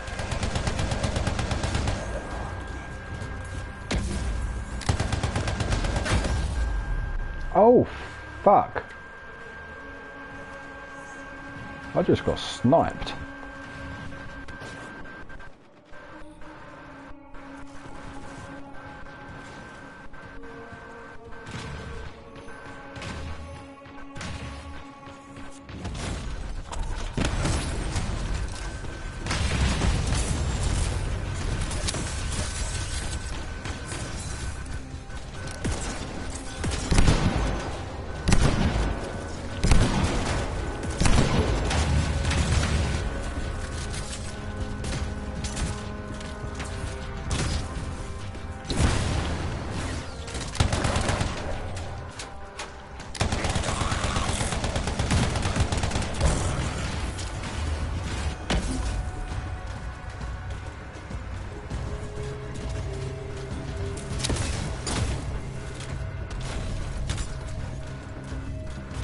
He looks friendly. Does he though? Nothing but meat and potatoes behind that shield. Stagger him, dig in. Interesting metaphor. Well, I'm hungry. Can we not talk about food right now?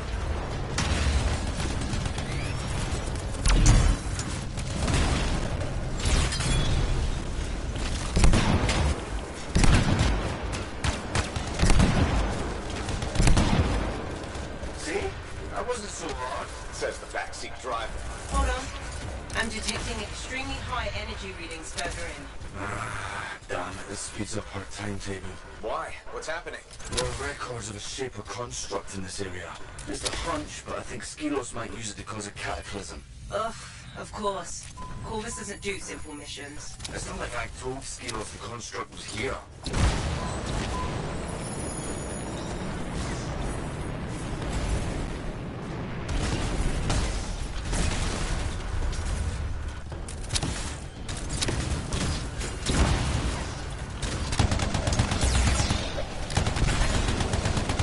Jammed the door. Brute force is gonna cut it. Not every problem has to be solved with a hammer. If we restart the power, it should fix itself. Look for fuel. Scars are almost as much as relics.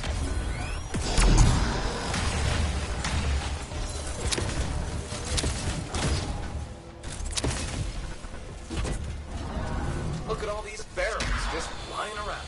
They could at least organize them. Yeah, Scars don't really do that. Try filling up the pump, freelancer. Those javelins.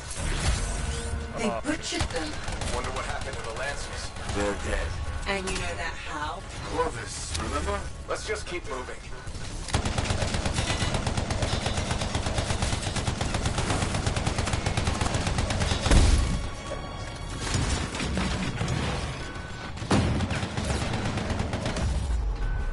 Oh, fuck. Stupid.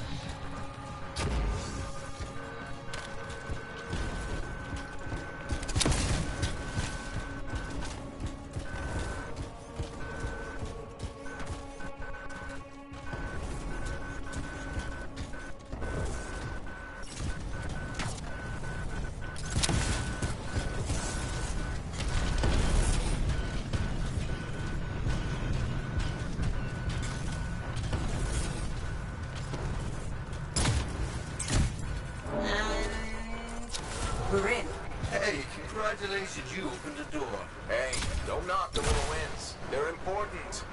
For morale. They've built an entire fortress down here. Scars may not be pretty, but they are resourceful.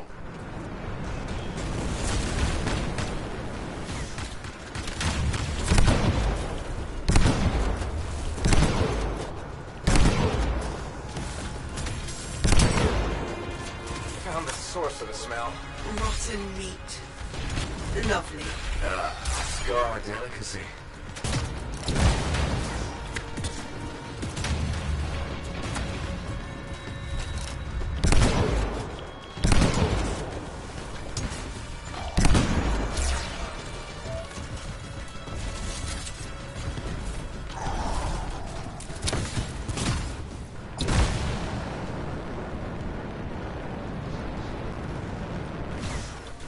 Where is everybody? Relieving themselves, considering what's on the menu? From what we can tell, Scars prefer meat that's gone off. Why do you know these things?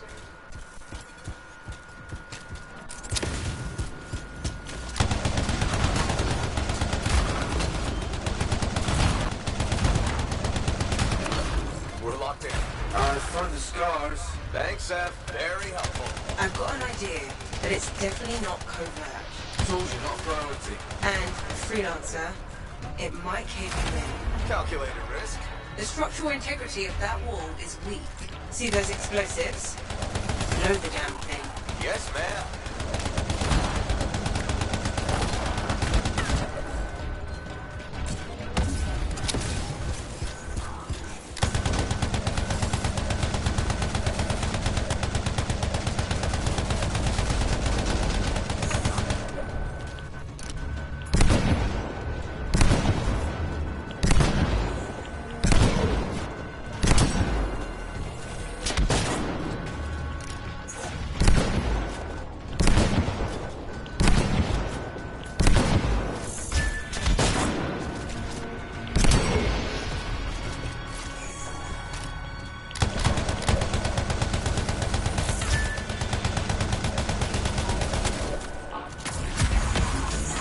Freelancer, you need to grab the explosives.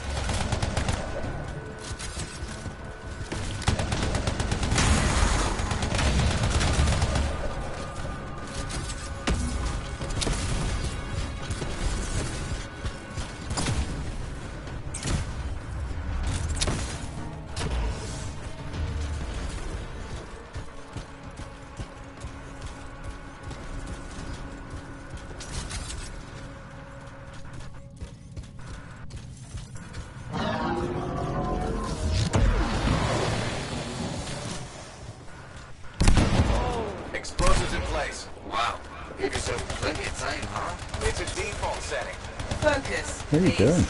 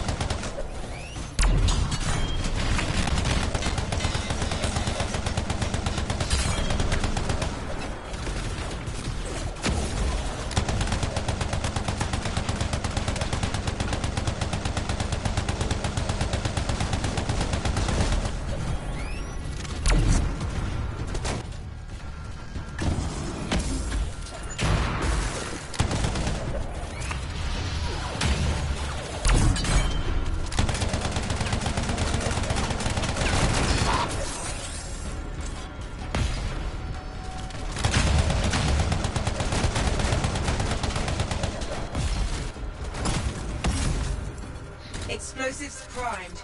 Get back, Freelancer.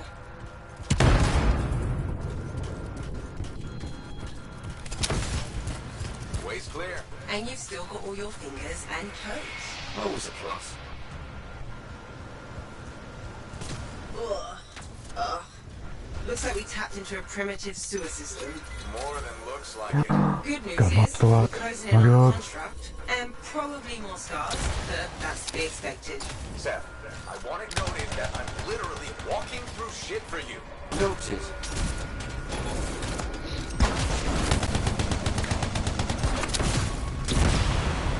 Oh.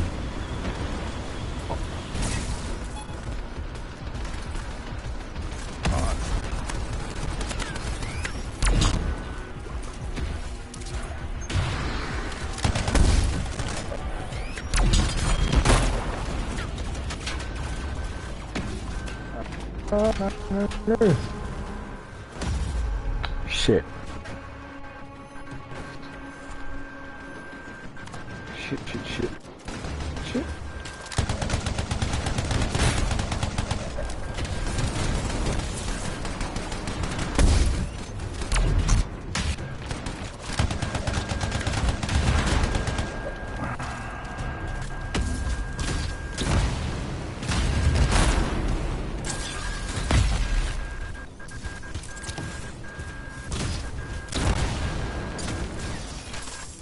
Out of the sewer and into the frying pan. That's not the expression. Keep moving. Exit's above you.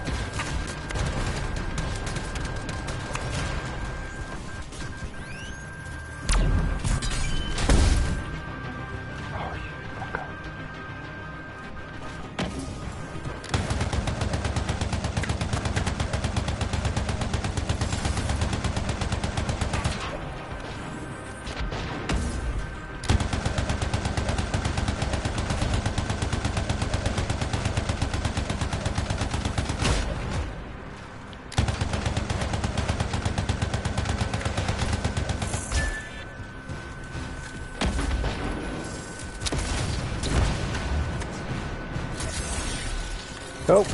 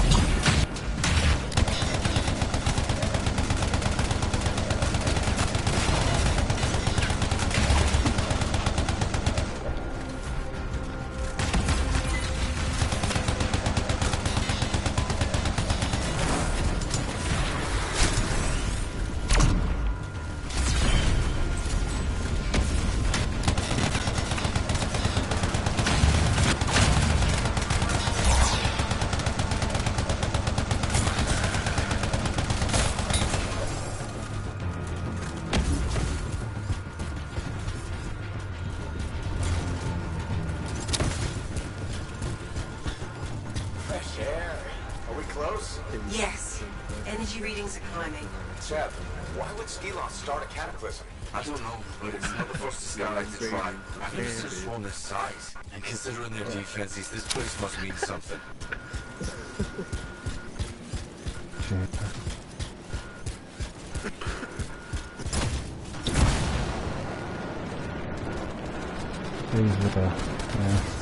This This is definitely the place. Last line of defense before Skilos. They won't let you through without a fight.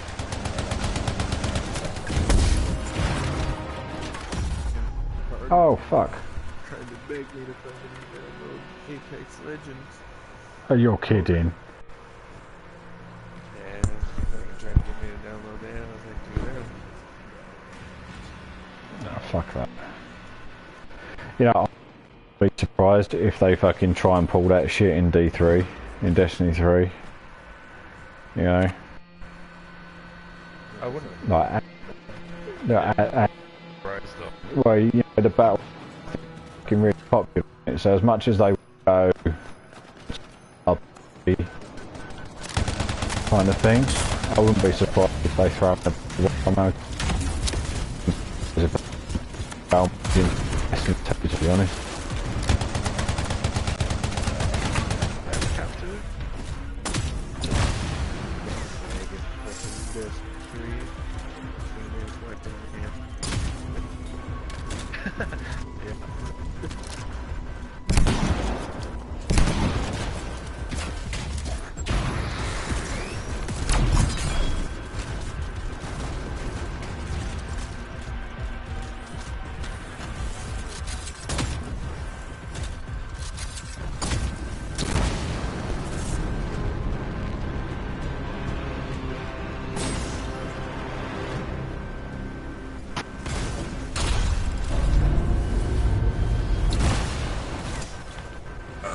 That's Skilos, but it didn't have a tank before, that's new. It's also partly organic. What? Skilos isn't just the pilot. It and the tank are fused together. It must have entombed itself to heal its wounds. Cool theory. Can I still kill it? Yes, it'll just be a more complicated endeavor.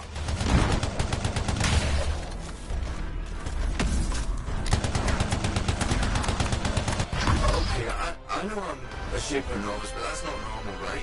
Freelancer, the cataclysm's begun. It's spawning scars. Wait, the construct can do that? Create scars? It can do anything.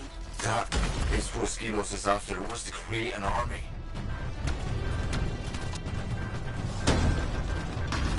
That's it, shields down. Give them hell.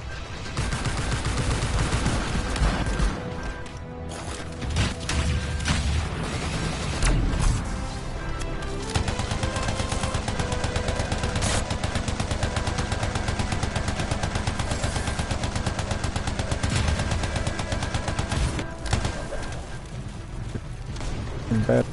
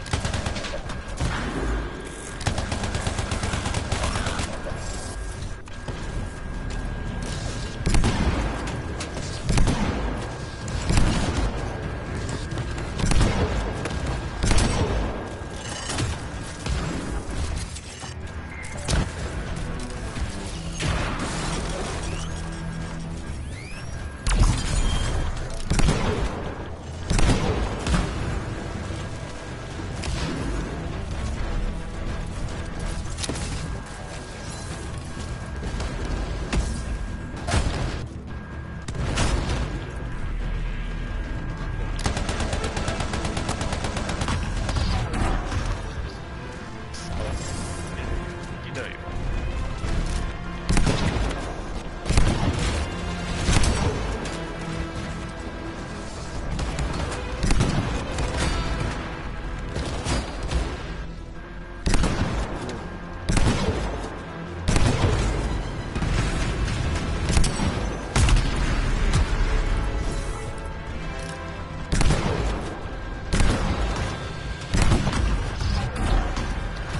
You know the problem with some of the Colossus, like, because the whole fucking Colossus back at the moment, everyone's like, oh, I want to be a Colossus because they don't die. You know the big with that, they don't understand what a tank is supposed to do. It's like, you've got an ability that draws hate towards you, use it so everyone else can do damage. Yep.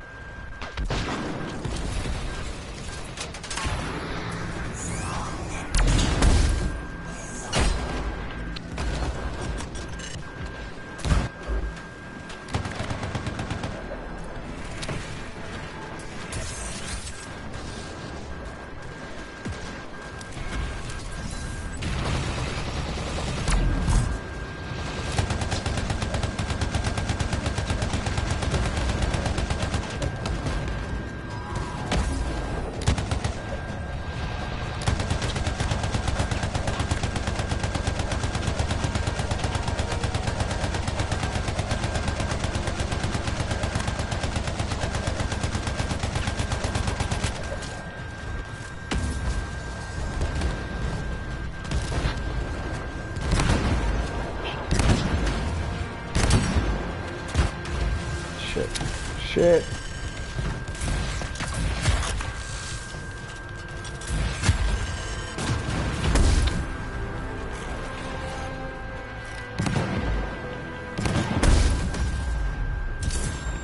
God damn it.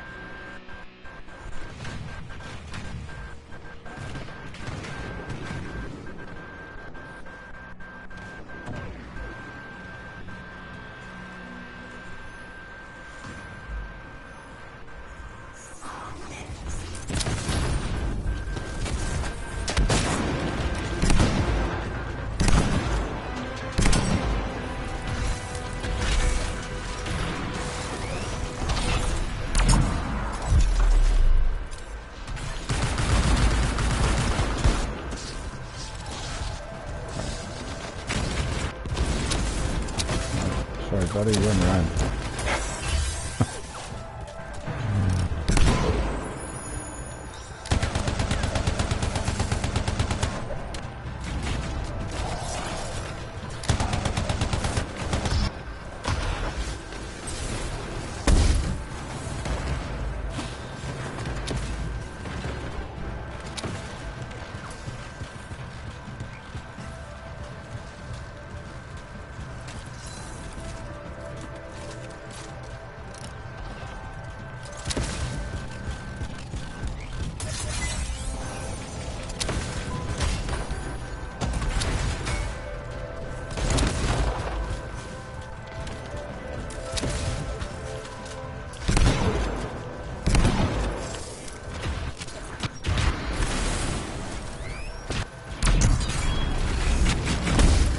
Seriously, dude, you're frozen. How are you still moving?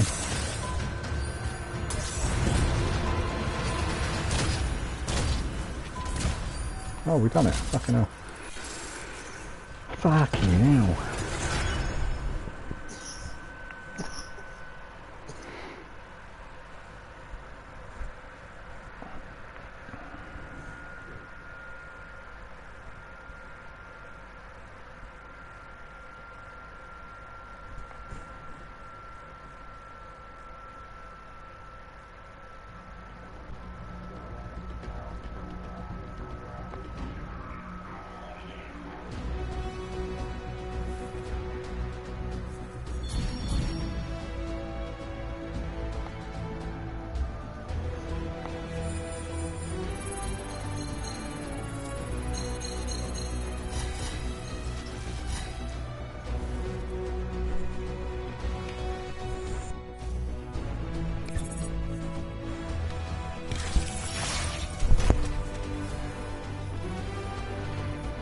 Pop a pump again. Ew.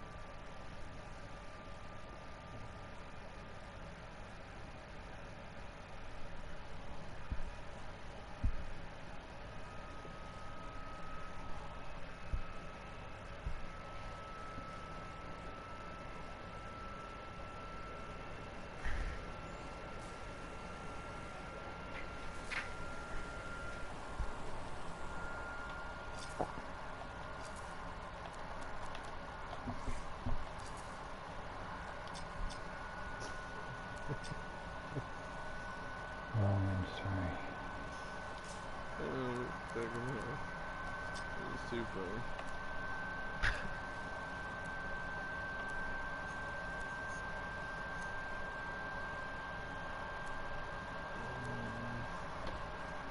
That's it. Nice.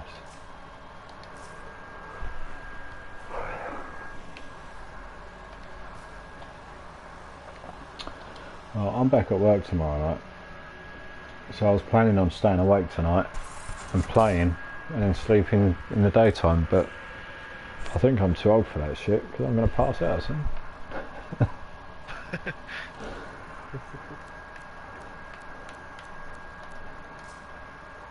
It worked out okay in my head.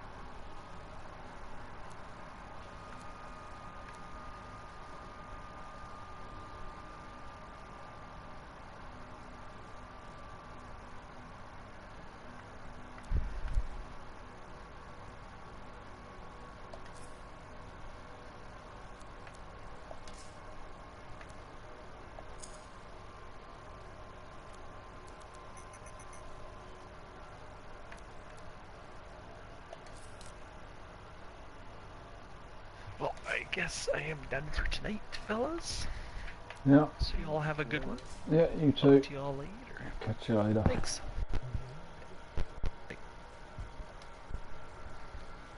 Yeah, I think I'm going to get the fuck out of here as well, actually. So, I'll catch you tomorrow.